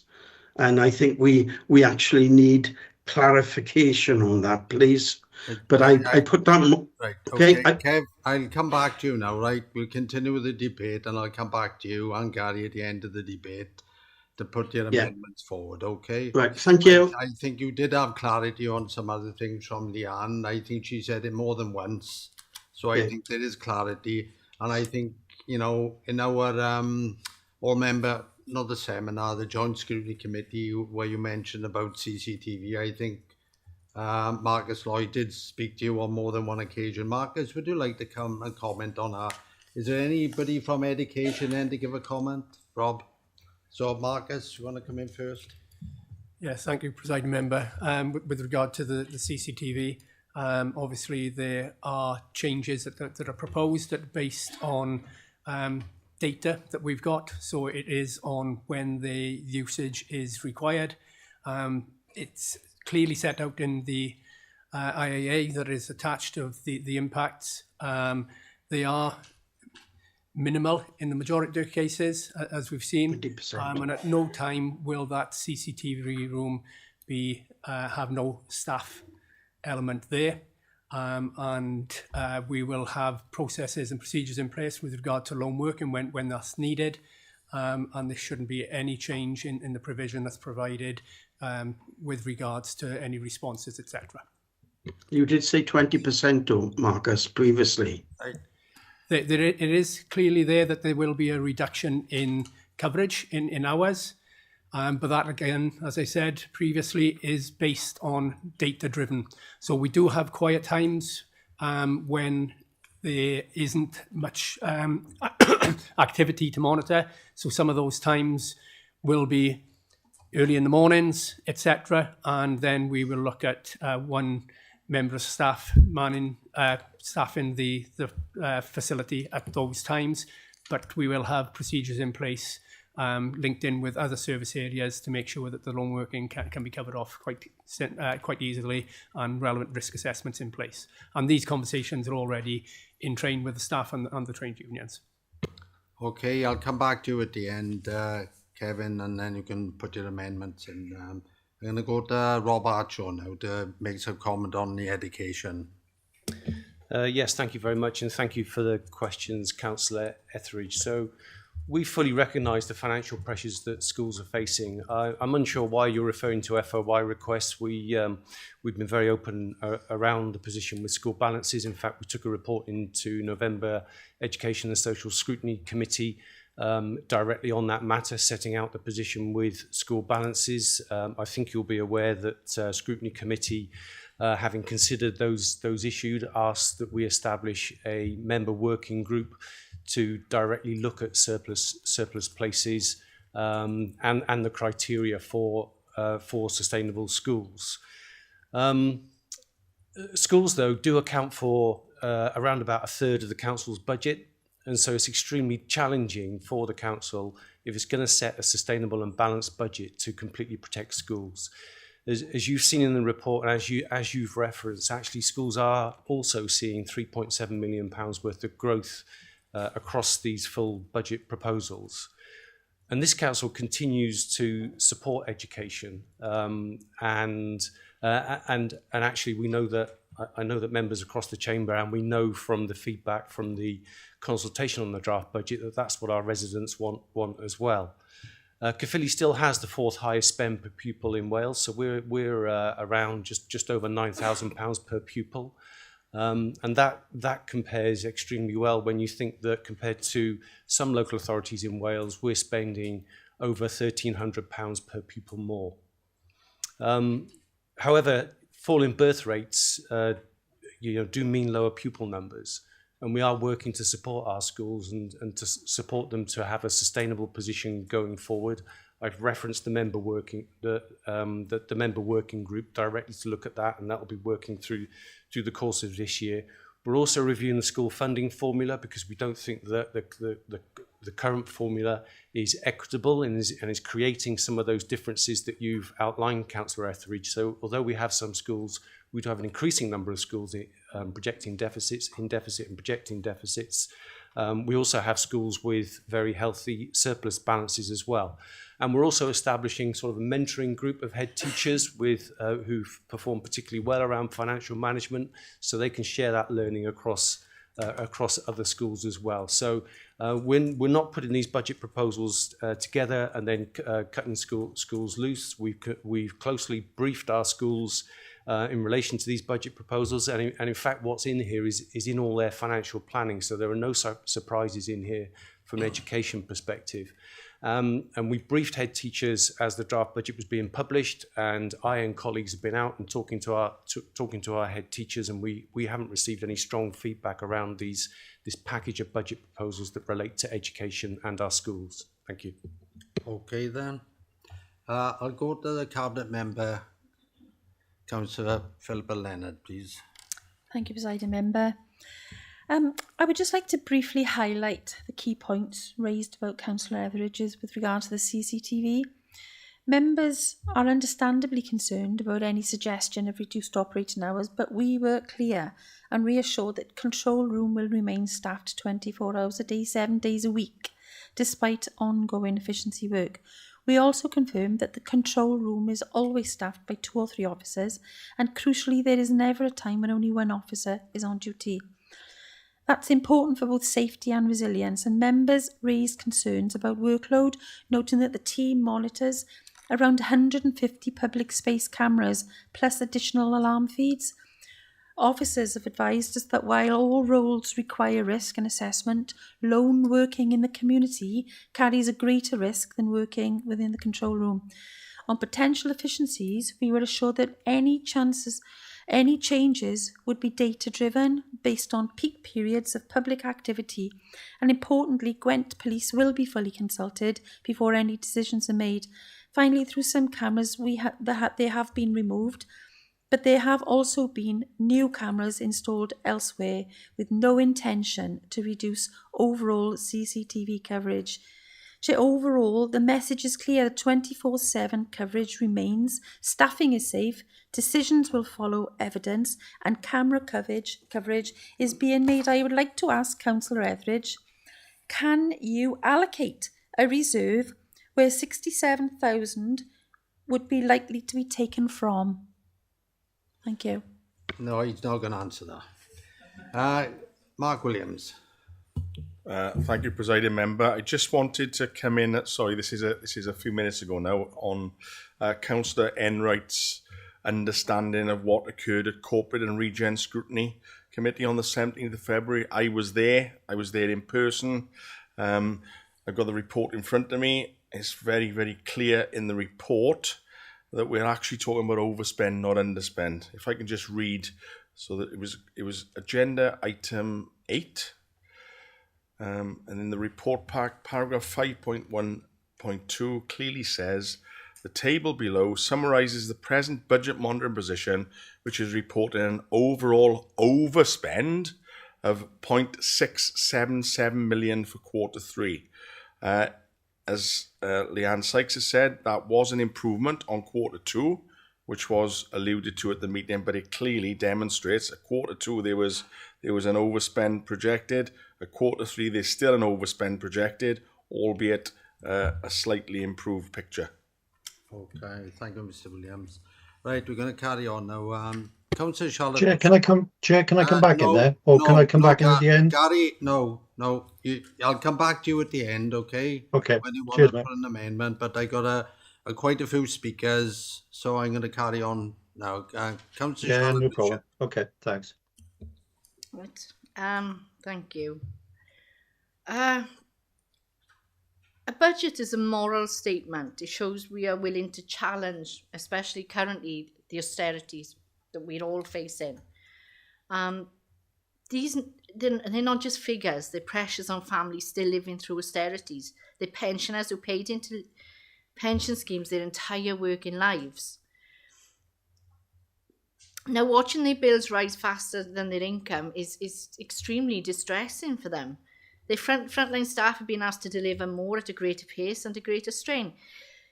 Thankfully, we had a large settlement negotiated by Plaid Cymru in the Senedd.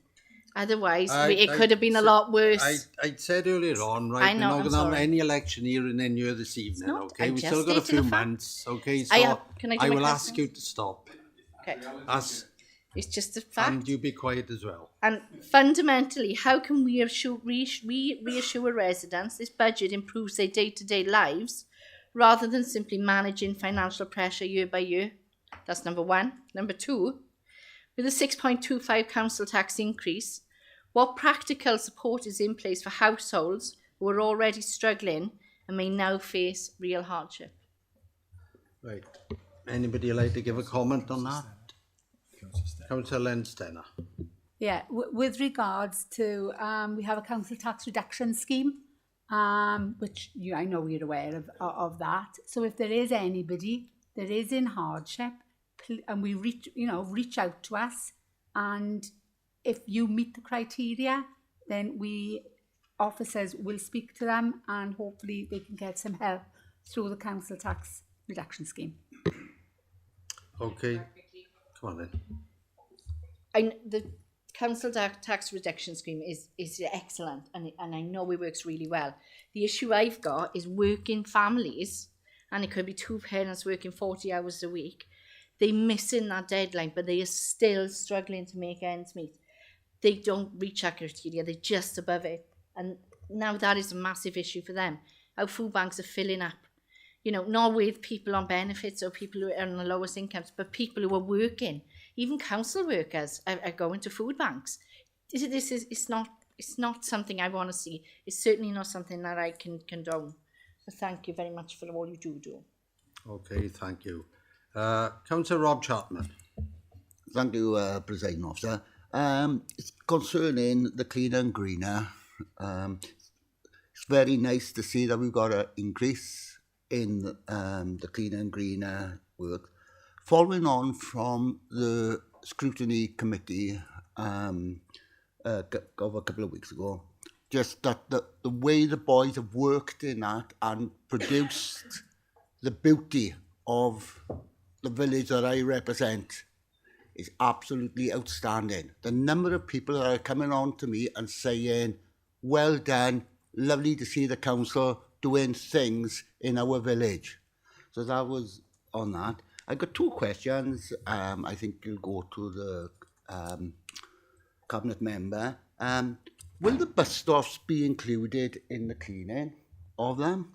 And also, will there be one email for councillors to contact to book the extra works in for the cleaner and greener? Okay, I'll go Thank to the you. cabinet member, Chris Morgan. Thank you, Presiding Member. Thank you, Councillor Chapman. Yes, the teams have made a fantastic difference to many areas that they've worked in last year. I'm sure we'll all welcome the 1.36 million additional growth in my portfolio to clean and green our borough after many years of austerity. Yes, bus stops and street furniture be included. And yes, we're looking at one email contact for the clean and green for requests to be established by members. And again, this is member driven, and we want everybody to come to us with what they need doing. Thank you. Okay, all right, thank you. Ariana Leonard. Thanks, Presiding Officer. Could I give this towards the officers, please. How does this budget help prepare us for the 8.4 million funding gap forecast over the next 2 years, please? And how we're moving towards that. Thank you. Leanne? Thank you. This budget, because it's not drawing on reserves, it does put us in a more financially resilient position, and it allows us to use those reserves for other options. So, for example, looking at investor save options, which will help deliver revenue savings to help close that gap. It also enables us to support the transformation programme, which is looking at significant savings. It's looking at the areas with the biggest demand increases and allowing us to look at better procurement and work more efficiently. I'd also like to come back in on the support for residents, if that's okay. Yeah. So in terms of support for residents, as well as the council tax reduction scheme, we do have teams across the council in various services who work proactively with residents to support them maximising their income. For example, assisting them with applications for discretionary housing payments, referrals to Citizens Advice Bureau for formal debt and money advice, providing energy advice and grants, and also helping them access cost of living hardship grants. So there is support across the council. And if people do go into arrears, the council tax staff work proactively with them to ensure that any repayment plans are affordable. And we routinely signpost people for free national debt advice agencies for further support as well. So there is support across the council in multiple teams. Thank you. Okay, Ariana, is that okay? Yeah, that's great. Thank you. Councillor Greg Eade. Yeah, thanks, President. I wasn't going to come in with a question here, but there's been some comments and answers that have sort of made me think of a question or two. I mean, it's really difficult to balance the budget. I appreciate that. I'm no expert in finances, so well done on that. There's some, good things in the budget in terms of, the transformation targets are clearly defined. There's no reliance on one-off reserves this time round, which is definitely a bonus. But I do think equally the transformation funds are high risk and dependent on major structural changes. So we'll see in a year's time whether you've achieved that target or not. But I don't think I can support this budget, and I'll tell you why. The 6.25% increase in council tax doesn't sound so bad. There's been increases higher in previous years, and there's been lower increases as well. But I just looked at the cumulative effect of increasing council tax over the last 5 years. Okay, 3.9% in 21-22, 1.9% in 22-23. I think that was an election year, but we won't talk about that. The next year was 7.9%, then 6.9%, then 7.9% last year, and 6.25%. Anyone really good at maths? I'll share you that getting your calculators out. 34.75% on our residents in 5 years. Is that sustainable? It's not, is it? That's such a significant increase. And that's just one of 4 or 5 major household bills that all of our residents are facing in an austerity crisis. So for that reason, I can't support the budget, I'm afraid. Sorry. Okay. Councillor Dawn Ingram-Jones. My hand down. Okay then. Yeah, thought my question was answered. All right then. Councillor Colin Mann. Oh, thank you, Presiding Member. Could I first get a clarification? The Cabinet Member said that this budget doesn't use reserves. Now, on 1.3.1, little 7, it talks about taking 1.7 million from reserves. Maybe the record should be set straight on that one. Okay. Leanne? Yeah, sorry, could you clarify the paragraph again? It wasn't the financial officer, it was the Cabinet Member. Stated that we do not using reserves. Did the Cabinet Member state that? Yeah. In the introduction, I did state that we weren't using reserves, but I don't know what point it is, there was reserves taken from to add into the cleaner and greener, and Leanne got her hand up. Leanne? Yeah, thank you. Thank you for clarifying. Yeah, so we're not using reserves to balance the base operating spend, but we are using it to have that additionality for the Cleaner and Greener programme. So reserves will be used for that additionality. However, there is a base budget for the 1.3 4 million, so there is base budget. So we're not using reserves to balance, which is what we've done in previous years. Actually, thank you very much. I was going to come back in on the council tax as well. So just to set out that Caerphilly Council is currently the second lowest in Wales for council tax, and we're actually 223 lower than the Welsh average Band D. So that's 13% lower than the average Band D. And so even with the proposed increase, we are expecting to be lower than our neighbouring councils. That 75.53% of our properties in the county borough are actually in bands A to C. I just wanted to put that. So we're not the highest in Gwent, as someone said earlier on? No. Okay, thank you. Councillor Mann, do you want to come back in? Yeah, so reality is we are using reserves, which is, I say the record should be set straight on that one, Mr. Presiding Officer. Okay, that's some is coming, the Clean and Greener programme, some is coming from the base budget and some is coming from reserves. Councillor Reid touched on another point that I was going to make.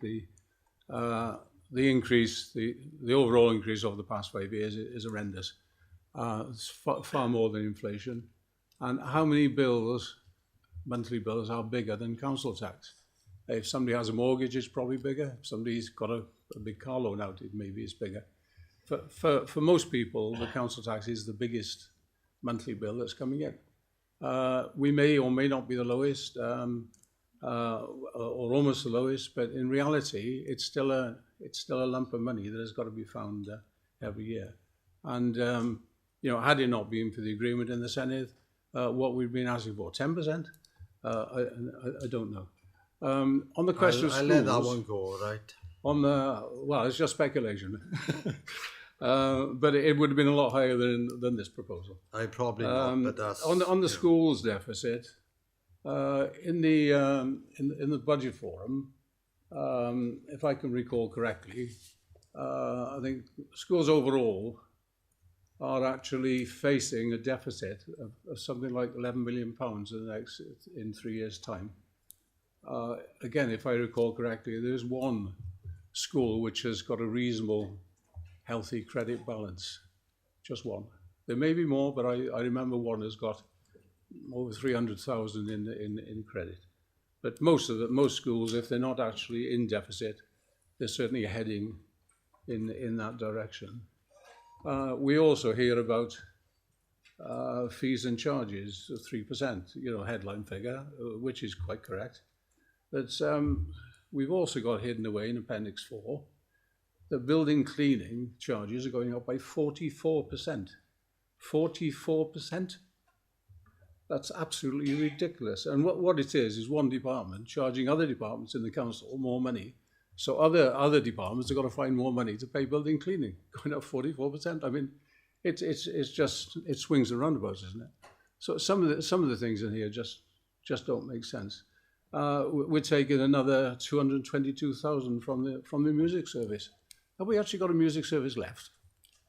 We used to have a decent music service at one time. I think if we got a skeleton service, that's probably as good as we're going to get. There are other examples. I'll leave it at that, Presiding Officer.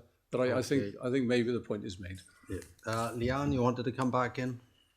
Yeah, so just to clarify, we are not using reserves to balance the budget. So we're not using reserves to fund the standard operating. Let her talk.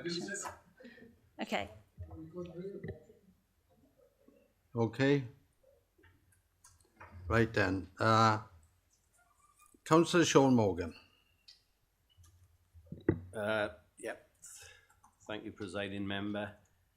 I mean, the scale of the financial challenges facing this council can't be underestimated, especially as demand for services is higher than ever. And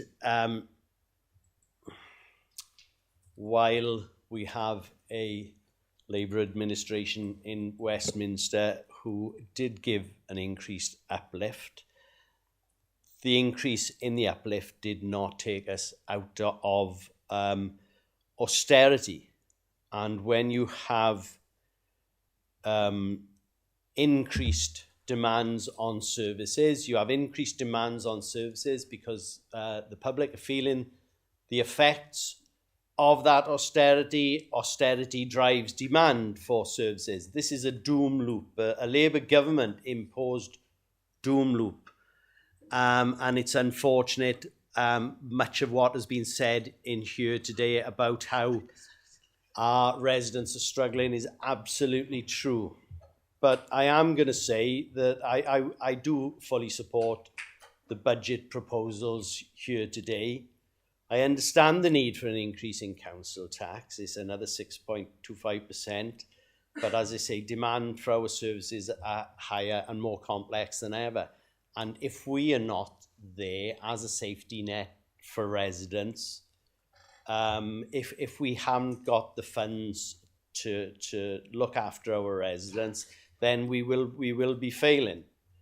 Even with an expected transformation savings of over £5 million this year, we will still be over £8 million short of revenue funding over the coming years. I want to applaud the council for what they are actually doing with education and how they are looking after all areas where the most in need are being cared for. One of the things, and I got to applaud, is there's growth of over £250,000 in the budget to support and improve allowances for kinship carers. Promoting kinship care is a spend to save investment. Not only that it saves us as a council money, but it's an investment for the future of those many children who won't go into care, won't go into the care system because they'll be being cared for by family members.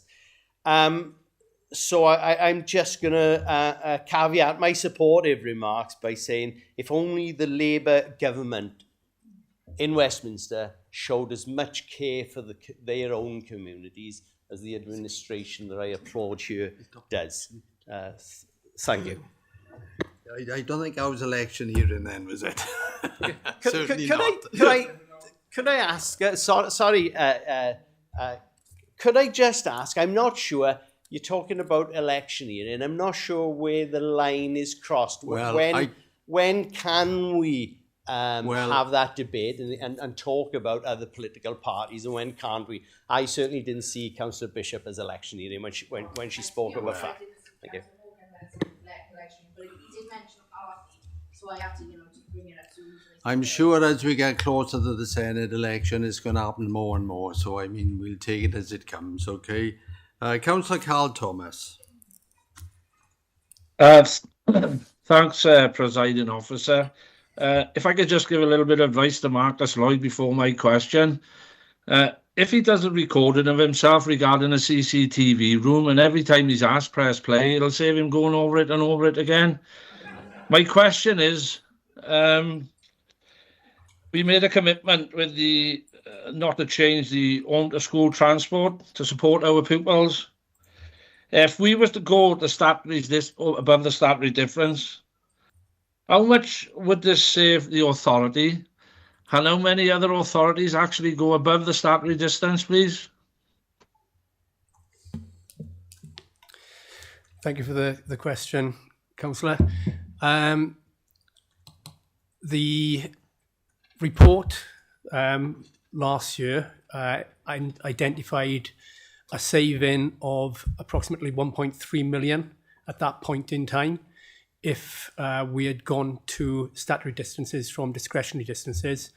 I believe, I'd have to check, but I believe we're the only one now not complying with statutory distances and providing something over and above. But in addition to the £1.3 million, you'd probably have to take inflation into account. And also the contract costs from retendering. And we're aware that in authorities who have already started tendering for provision of new services, that costs are likely to be increasing by around 20 to 30%. So we've put home to school transport into our transformation programme, and we're looking at ways that we can be more efficient and try and make sure that the demands on the service are limited so that we don't have to absorb such high increases. So we'll be working with the companies who supply our transport and our procurement colleagues to see what we can do to try and get the best deal for the council. Okay then, there's nobody else indicating. Leader, did you want to come in? You indicated earlier on. Yes, Presiding Member, I'd like to come in, but I just wondered whether amendments were going to be taken or anything like that. I'm happy to come in to... Well, no, I'll do the amendments at the end of the debate. That's fine.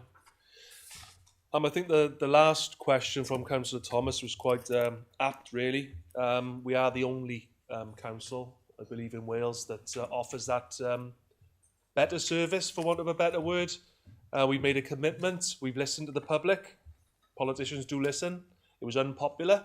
Proposed changes to home to school transport last year.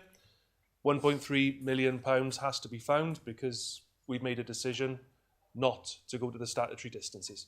That's got to be found. And I know our neighbours are having a bit of a hard time over that. And that's understandable, but when councils are pushed to the brink, unfortunately unpalatable decisions have to be made. I've got to agree with Councillor Sean Morgan. Austerity has been here for a hell of a long time, and I think it's fair to say as councillors across the chamber, I don't think many people come into local government wanting to cut services. There may be 1 in 100, perhaps, but not very many at all. So yeah, this is not a violin moment. We've had some tough times before, but I think with the budget that this offers some genuine growth in the budget. Cleaner and greener has been mentioned a number of times. I accept that Councillor Etheridge probably doesn't want as much cleaning and greening in his own ward, as he said earlier. I am surprised by that, I've got to be honest. But that's his prerogative. But we strongly believe on this side of the chamber that a 50% uplift in cleaner and greener will see a genuine improvement in the whole of the borough. And it's an investment for the whole of the borough, not for parts of the borough. We want to make sure that councillors, who know their wards more than anybody, are the ones transforming their own communities, and obviously that single point of contact is absolutely necessary. Councillor Bishop made the point about the deal struck in the Senedd between Labour and Plaid Cymru. Yes, that was an improved settlement, but it left us £19 million short. That's the reality. £24 million coming in from Welsh Government, £43 million to be found. So there we go. That's extremely difficult. But I mentioned home to school transport. People will say, well, 6.25% council tax, highest proposed probably in Wales for this year, but the second lowest in terms of Wales. We've got our own leisure, we've got our own housing. We're not going to the statutory distances. We are not looking at changes to school crossing patrols. We're investing in cleaner and greener. We're investing £700,000 in kinship carers. We're investing in education. We've got the 4th highest per pupil spend in Wales. So, you know, apples and pears, you can say about council tax in this authority against that authority, but I do strongly believe that we do offer quite a considerable amount of more services to our public than the average everyday local authority. Councillor Dix mentioned about me speaking to Welsh Government. I think my own cabinet colleagues can attest for me here. I do constantly speak to Welsh Government and do probably wind some of the cabinet members up there, but it's my job as the leader of council to speak to our MPs, our MSs, Welsh Government, UK Government, you name it, and I'll continue to do that. I've no fear about that. I've mentioned about the 4th highest per pupil spend. Councillor Bishop mentioned about working families. Well, I was delighted to make my first speech to council back in 2012 when this authority declared ourselves a national living wage employer. So our poorest or least well off, should I say, council staff are having an uplift in line with the foundational living wage. I take the point she makes about the wider pressures, and other members have mentioned it, about water rates, about energy bills, about inflation generally in the system. Everybody knows inflation is more than the 3% that is mentioned. Whilst the council can't do everything about that, it's important that our staff engage with our residents and offer that support as much as we possibly can. Councillor Stenham mentioned about the council tax reduction scheme, and I think that's important to mention again. Councillor Ariana Leonard mentioned about the funding gap, as did, I think, Councillor Sean Morgan. Yes, it still leaves us with a funding gap for next year. Our transformation targets need to be reached, and we need to constantly look at how we're going to bridge that gap. It is a gap next year. Council tax was mentioned from Councillor Reid about election years and non-election years. Well, there's an election year for the Senedd, but we are proposing 6.25, no gimmicks from ourselves at all. And I can promise you, if I'm leader next year, there'll be no council tax gimmicks next year, because ultimately, if you're putting a council tax gimmick up, effectively, you are starving the authority of vital funds to invest in public services. And I don't think the message from the public is that they want to starve funds from residents. They want that investment, whilst accepting council tax generally has to go up. That's it as far as I'm concerned, presiding member. I think it's a budget that turns the tide on previous years when very difficult decisions have had to be made, and I look forward to members supporting the budget this evening. Thank you. Okay, thank you very much. Nobody else is indicating, so I'm going to go back to Councillor Gary Enright. He's got an amendment, so Gary, would you like to put your amendment forward? Okay, thanks, Chair. Before I go there, I just want to touch on a couple of things that were said. I take great exception to the suggestion by... Point of order. Yeah, He should be on his amendment, not... No, I asked to come back in, Councillor, and I was told I could come back in at the end. And it's not for you, with all due respect, it's down for the Chair. Can I have the... It's okay. Can I have a clarification standing orders? Tudor. I'm just going to give him a little bit of leeway for a minute, and I'm going to ask him for his amendment. Gary, I don't want you to go over exactly what you said before or what we've heard there this evening. It's been a long debate. Just briefly say what you want to say and put your amendment forward.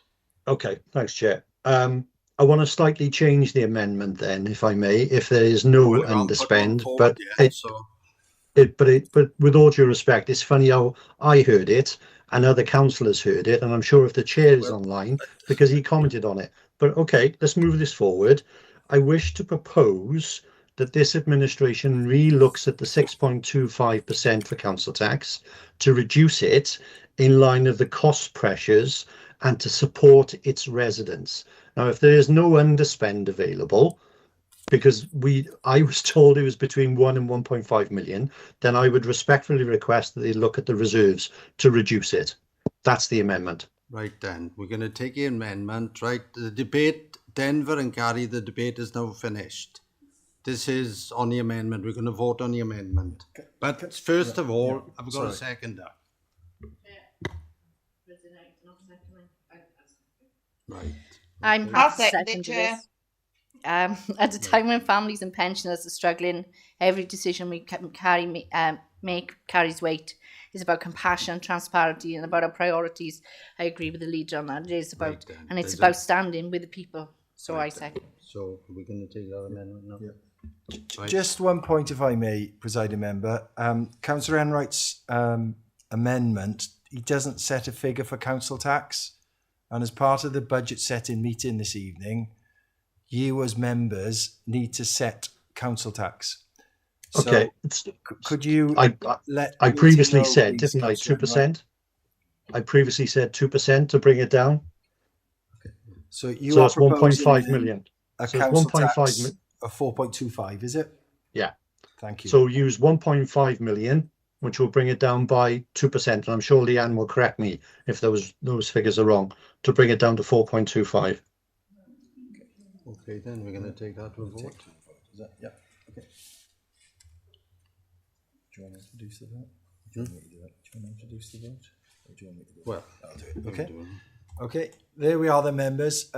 You have an amendment before you to the budget, and the amendment is that a new council tax rate is set rather than 6.25 that's within the report. The new council tax rate that's been suggested is 4.25%. I'm just going to wait to see whether or not my colleague's ready with the poll. Right. No, it's fine. Right. Just for clarity now, right? If you're in favour of the amendment, vote for. If you're against the amendment, vote against. okay? Because we do have a bit of confusion sometimes. Excuse me, is there any discussion on the amendment, presiding member? No, we've had the debate, and as I said earlier on, that I'd come back for the 2 amendments. So it's just a straight for and against on the amendment. We've had all the discussions about the council tax and everything else. We have had discussions on the council tax and the place we are, but what we haven't actually had a discussion on the amendment as such, because I would like to ask the councillor who's proposed the amendment, Councillor Enright, where he suggests that we find the 1.5 million. I think you've already said that, get 1.5 out of... You have said that you take 1.5 million out of reserves, was it? I think maybe members deserve to have an explanation of the amount of money that would be. Look, we've had a long debate, long discussion. Everything is being covered, right? There's 2 amendments on the table, right? It's either for or against. So we're going to go to the vote, okay? Otherwise, we're going to carry on and on and on. Everything is being covered. I think all the questions have been answered. So, Mr. Tranter, take us to the vote. Yeah, certainly, presiding member. Members, there is a poll before you. Can you please vote on the amendment? I note that some of you have already voted. Anybody having any difficulty, can you please let me know what your vote is? Against, Mr. Chairman. Sorry, Against. Against, yep. A 4, okay. And the amendment is lost, presiding member. Okay then, so we move on now to Councillor Kevin Etheridge. Kevin? Thank you. I'll go straight to the amendment. No cuts to the hours or staff in the CCTV room. Schools should not be asked to contribute towards the budget. That's the amendment. Okay then, have we got that? I'll second that. John Jones. Just for clarity again, right? If you vote for the amendment if you want it, vote against if you don't, all right? Just for clarity. Councillor Morgan's got his hand Yeah. up. I'll come into you now, Sean, after we... Chair, can we move to the vote, please? Is Councillor Etheridge setting a figure in that? For the... No, we move to the vote. We move to the vote now. I agree, Colin. Move to the vote. Point of order. Thank you, Chair. Okay, can I go to the vote? Yeah. Yeah, okay.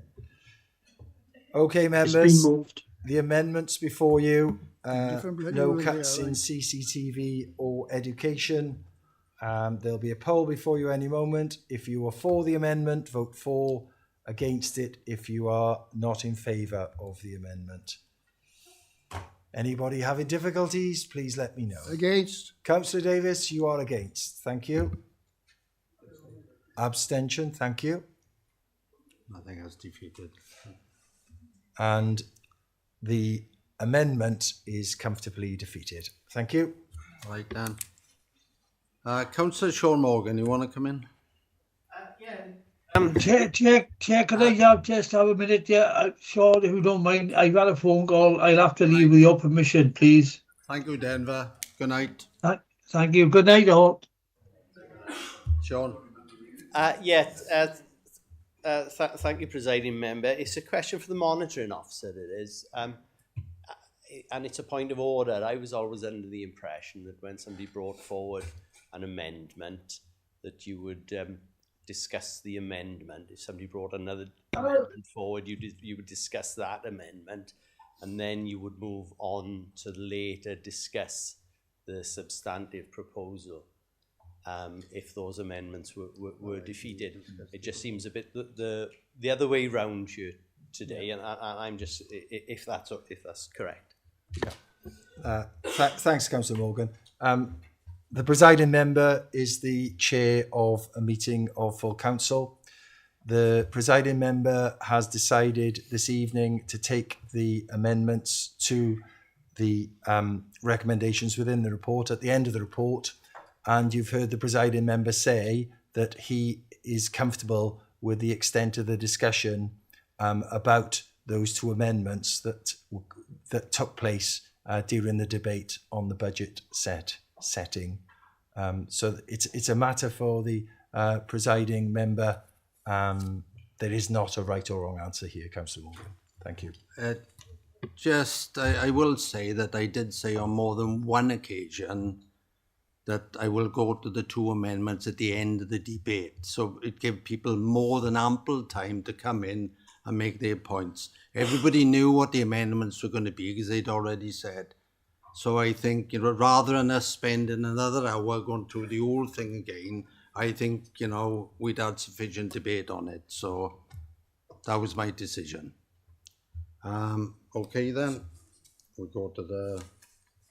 Councillor Stenner, want to close. Councillor Stenner, do you want to close the debate? Got nothing further to add, thank you. Okay then, the recommendations are at 1.3.1 to 1.3.8 of the officer's report on pages 107 and 108. Okay, Mr. Tranter. Many thanks, presiding member. Members, so you are voting now on the recommendations within the report about budget setting before you. If you could please make your vote on the thorough debates that you've heard about this budget, and anyone having any trouble voting, please let me know and I will record. Councillor Davis. Oh, you know me, do you? I do. 4. 4. Thank you very much. Yeah. Against, Councillor Grenville? Yeah. Against? Yeah. Okay. And therefore, presiding member, the budget has been comfortably carried. Okay, thank you very much. We're going to item 9, support for women affected by state pension age inequality, WASPI women. Councillor Teresa Parry. Thank you very much, presiding member, and for allowing me to bring this motion to the full council this evening for our members' consideration. The notice of motion asks that members note that many women born in the 1950s and 60s have been significantly affected by the accelerated increase in the state pension age from 60 to 66. That a large number of women did not receive adequate or timely notice, leaving them without the opportunity to financially prepare for up to 6 additional years before receiving their state pension. This has caused serious financial stress for many, including continued mortgage or rent payments, unplanned additional years of work, and a loss of expected retirement income. Unfortunately, despite the findings of maladministration by the Parliamentary and Health Service Ombudsman and submissions of new evidence showing that not all letters advising women of their retirement age had been dispatched, the UK Westminster Government has rejected their findings again this month. We believe that affected women deserve fair, prompt, and just compensation for the hardship caused by failures in communication. That while our council cannot provide financial support directly, it can and should stand up for residents who have been unfairly disadvantaged. We believe that the collective action from local authorities will strengthen the call for urgent national resolution. Therefore, I would ask this council to support the WASPI campaign for fair and timely compensation for women born in the 1950s and 60s and vote in favour of this notice of motion, and recommend that we ask the leader to support this and write to the Westminster Government. Thank you. Councillor Charlotte Bishop. Thank you, Presiding Officer. I'm more than happy to support this motion. The WASPI women did everything right. They worked, they paid in, they planned for retirement in good faith, and the goalposts were moved with little notice and little regard for the impact on their lives. For many, this wasn't just a policy change, it meant hardship, anxiety, and years of uncertainty, which carry on to this day. They're not asking for special treatment, they're asking for fairness and justice. I hope the council proves itself to be the community leaders I believe you all are and stands firmly against this injustice. Thank you. Okay, been moved and seconded. Debate is now in order. If you want to ask any questions, please use your answer function on Teams. Gary Johnson. Yeah, thank you, Presiding Member. Can I just say Councillor Parry spoke wonderfully there tonight, but excellent at the scrutiny meeting on Tuesday.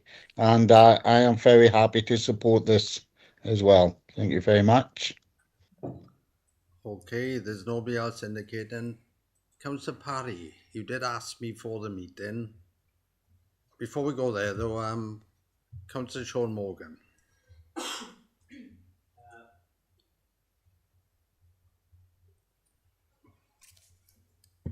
Thank you, Presiding Member. I just want to put my support behind this call for the proper recompense for the WASPy women. This change in the pension system was brought about by a Conservative and Liberal Democrat coalition, and previous Labour Party manifestos have committed to some kind of compensation and changes to that policy for WASPy women. Liz Kendall, Wes Streeting, Pat McFadden, Angela Rayner, Keir Starmer and so many other Labour MPs have showed complete support for the plight of the WASPy women and have been very happy to stand amongst crowds of those WASPy women and have their photos taken and showing their support. Complete support. Until they got into power. How dare they? How dare they now turn their backs on the people that they had for many years promised to support? We have to get used to these lies, these U-turns, and these U-turns followed by more lies. Trust in politics, trust in politicians is at an all-time low. Absolutely no wonder. So I fully support this and ask the Labour leader of this council to write to the Labour Westminster government and to do the things that they said they would do before they got elected. Thank you. Councillor Parry, before the meeting you asked me, could you read something out from Leanne Darley-Moore, who's chair or she's secretary of Unison? Yeah, would that be all right? Yeah, Given us I time. know you said it's going to be a few minutes, but we'll bear with it. Thank you. She wrote this because she wasn't able to attend the scrutiny meeting on the 17th of February, but I think it's quite important that all members hear a full account that Unison are supporting. Chair and members, my apologies for being unable to join you this evening. Almost lost my place. Caerphilly Unison stands in full support of this motion, which seeks justice, fairness and recognition of the thousands of women here in our country and across the UK who are affected by the accelerated increase in the state pension age. For many women born in the 1950s and 60s, the shift from a pension of 60 to 66 was not a simple policy change on paper. It was a profound and often devastating reality that reshaped their lives. The issue is not principle of equalisation. The issue is how it was carried out. We know that a huge number of women did not receive adequate or timely notice of this change. They were denied the chance to make informed plans, denied the opportunity to prepare financially, and in many cases denied the retirement they had worked towards for decades. Instead of entering a well-earned stage of life, many found themselves facing up to 6 unexpected years of additional living costs, mortgage or rent repayments, or need to remain in employment even when their health made this extremely difficult. Many WASPy women were given just 18 months notice of a 6-year increase to their state pension. By contrast, men received 6 years notice of an increase of 1 year. An estimated 3.6 million women have been affected by these changes. The government argues that while Parliamentary and Health Service Ombudsman report highlighted maladministration in communication.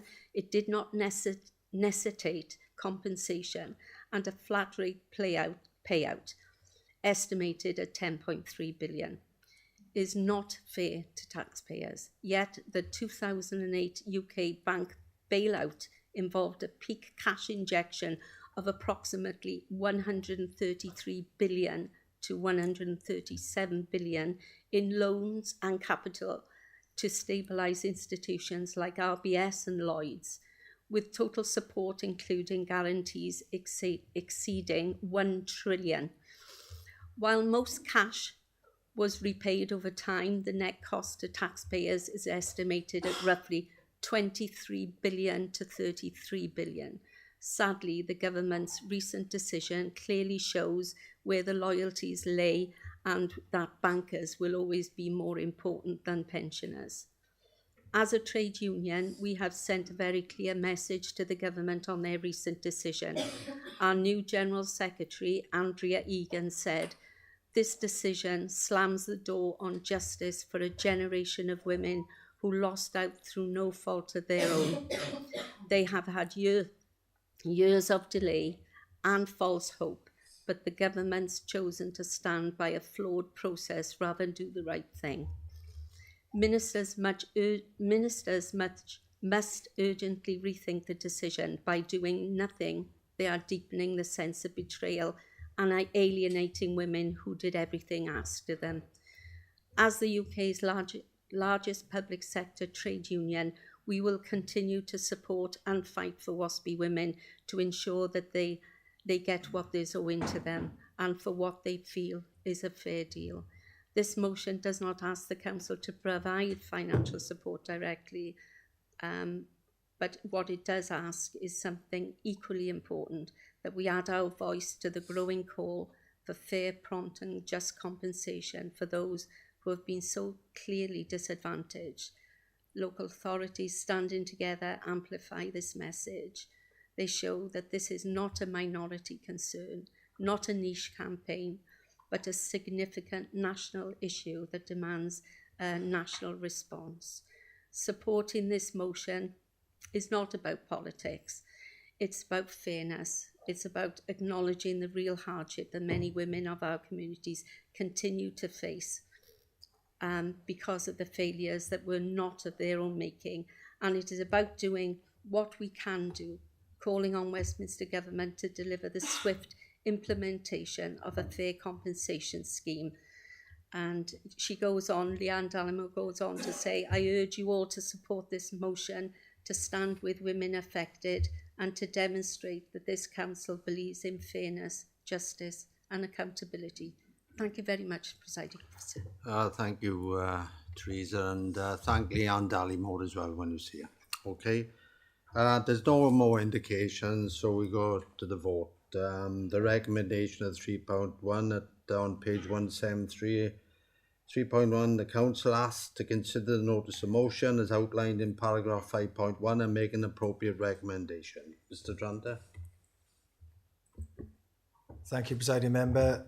Members, can you please vote on the notice of motion before you, which will practically mean that the leader will write to the Westminster Government concerning this issue. Anyone having any difficulties, please let me know. 4. Thank you, Councillor Davis. 4. Councillor, thank you. Therefore, Presiding Member. Oh, I do apologise, Councillor. She's not. She's not here. So, yeah, that's yeah. Okay, it's a unanimous approval anyway. So, yeah, unanimous approval. Thank you. Okay then. We go to item 10 to receive announcements from the Mayor. Members, all engagements events attended by the Mayor are attached on agenda for the meeting on page 179 of the pack. But Mayor, would you like to come in? Thank you, Presiding Member. There is a slight one addition actually. It was very quiet, as you can see, in January, as can be expected really, this time of year and the weather. I was invited by the President of Bargoed Rugby Football Club to a fundraiser for the Welsh Rugby Charitable Trust. They support players who've been severely injured whilst playing rugby. It was I've got to say, a packed event in Bargoed Rugby Club, and a lot of money was raised for a worthy cause. That was the 17th of January. On the Friday the 30th, I was invited to celebrate the official launch of Gwent Dementia Hubs at Caerphilly Library. I actually took my dad along with me because he was diagnosed with Alzheimer's several years ago. So I took him along to see what a hub would be like. We were joined by Chris Evans, MP, to mark the occasion, and it was lovely to meet members of the team who worked so hard to set this up in our area. They hope to expand to more hubs throughout the borough. So dementia hubs are a space to access information, advice and support for people living with dementia in a local community setting. I think a very welcome resource to our communities. And that's it for me. Thank you today. Okay, thank you, Mayor. Item 11, to receive petitions under Rule of Procedure 28.3. Members, we have no petitions this evening. Item 12, to receive and answer questions received under Rule of Procedure 10.2. Councillor Elizabeth Davis, can you ask a question, please?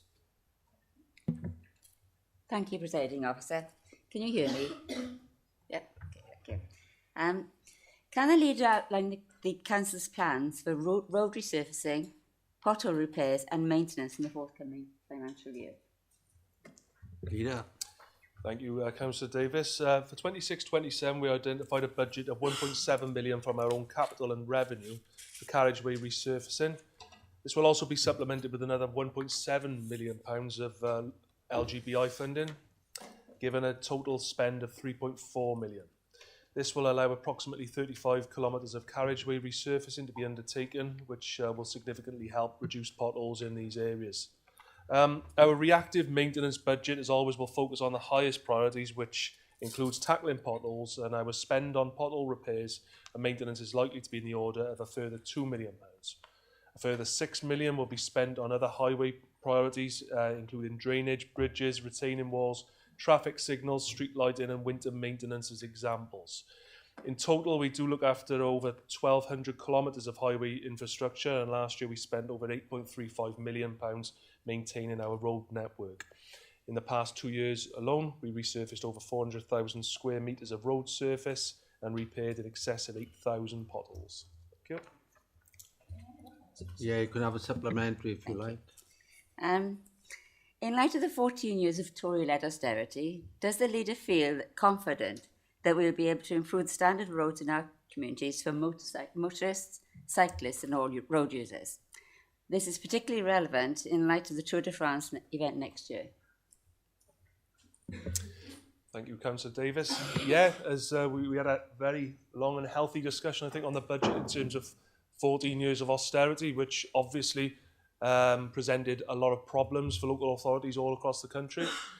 We're hopeful, and indeed what I've read out there, that we would be in a position where we're increasing our budgets on highway resurfacing, pothole repairs.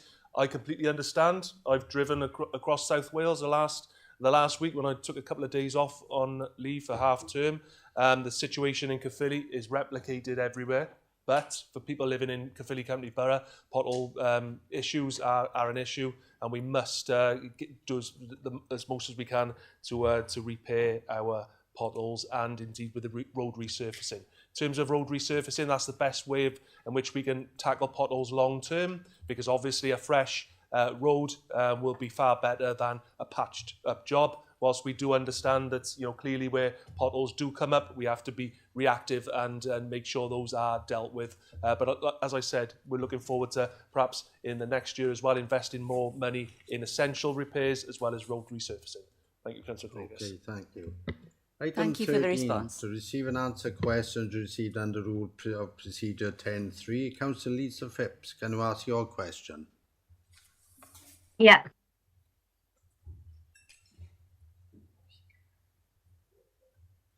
On mute, Lisa. Which two? She's on mute. You're on mute, Lisa. Sorry, I'll start again then. Okay, yeah, my question is to Councillor Chris Morgan. I note with excitement the announcement of the Tour de France coming through our borough next year. Can Councillor Morgan confirm what is being done to ensure that residents benefit from it and businesses can capitalise from this major event? Thank you. Councillor Chris Morgan. Thank you, Councillor Phipps. Following the recent announcement that the Tour de France will be heading through the county borough on its way to Cardiff for stage 3 on the 4th of July 2027, officers have been working to set up a number of working groups to ensure that not only is the event managed safely on the day, but that the council maximises the benefits of hosting the biggest annual and free-to-attend sporting event in the world. Tour de France organisers estimate that the stages of the event to be held in the UK in 2027 will attract 10 million visitors, significantly more than the estimated 4 million visitors that attended the Grand Depart held in Yorkshire in 2014. Accommodation, food, beverage and retailers will benefit directly from the influx of visitors, and the council is developing an action plan aimed at maximising visitor spend, supporting local businesses and strengthening Caerphilly's tourism profile, and to create a lasting legacy through the emerging Caerphilly cycling strategy. The TV coverage will also showcase the route through the county borough from the air, and with multi-million worldwide TV coverage. From a business perspective, we already have a list of companies eager to engage with us from both the Caerphilly Tourism Association and Caerphilly Business Club, as well as a local market operator who is keen to provide marquees, pop-up bars, etc. We also have links with local bike companies and cycling accessory providers. From a resident perspective, there are a number of dedicated legacy programmes that accompany the Tour de France that officers will be looking to maximise through its legacy working group, including the Tour's National Young and Accessible Volunteer Programmes, support for community involvement toolkits, Little Riders Programme and Tour workshops. Alongside this, officers will be working to encourage more people to take up cycling to gain from the health and well-being benefits that an active lifestyle can bring, and to support community, schools and sporting club initiatives to benefit from the staging of the event across the county borough. Some key projections that are worth of note for the 3 Tour de France Grand Depart stages in the UK in 2027 include an estimated economic impact of £114 million, an estimated unique spectators of 4.2 million, estimated overseas spectators 135,000, anticipated spectators for Wales elements of the stage of 1.23 million, broadcasts in 190 countries, 60 of which will be live, 7,450 hours of live broadcasting worldwide, all stages broadcast in full, 10 million followers across their social channels with over 172 million views on social media. This will indeed be an event of significance for everyone in Caerphilly. Thank you, Councillor Phipps, for your question. Okay, thank you, Councillor Morgan. Thank you. That concludes this evening's meeting. I would like to thank everyone for attending. I declare the meeting closed, and for all those in the chamber, have a safe journey home.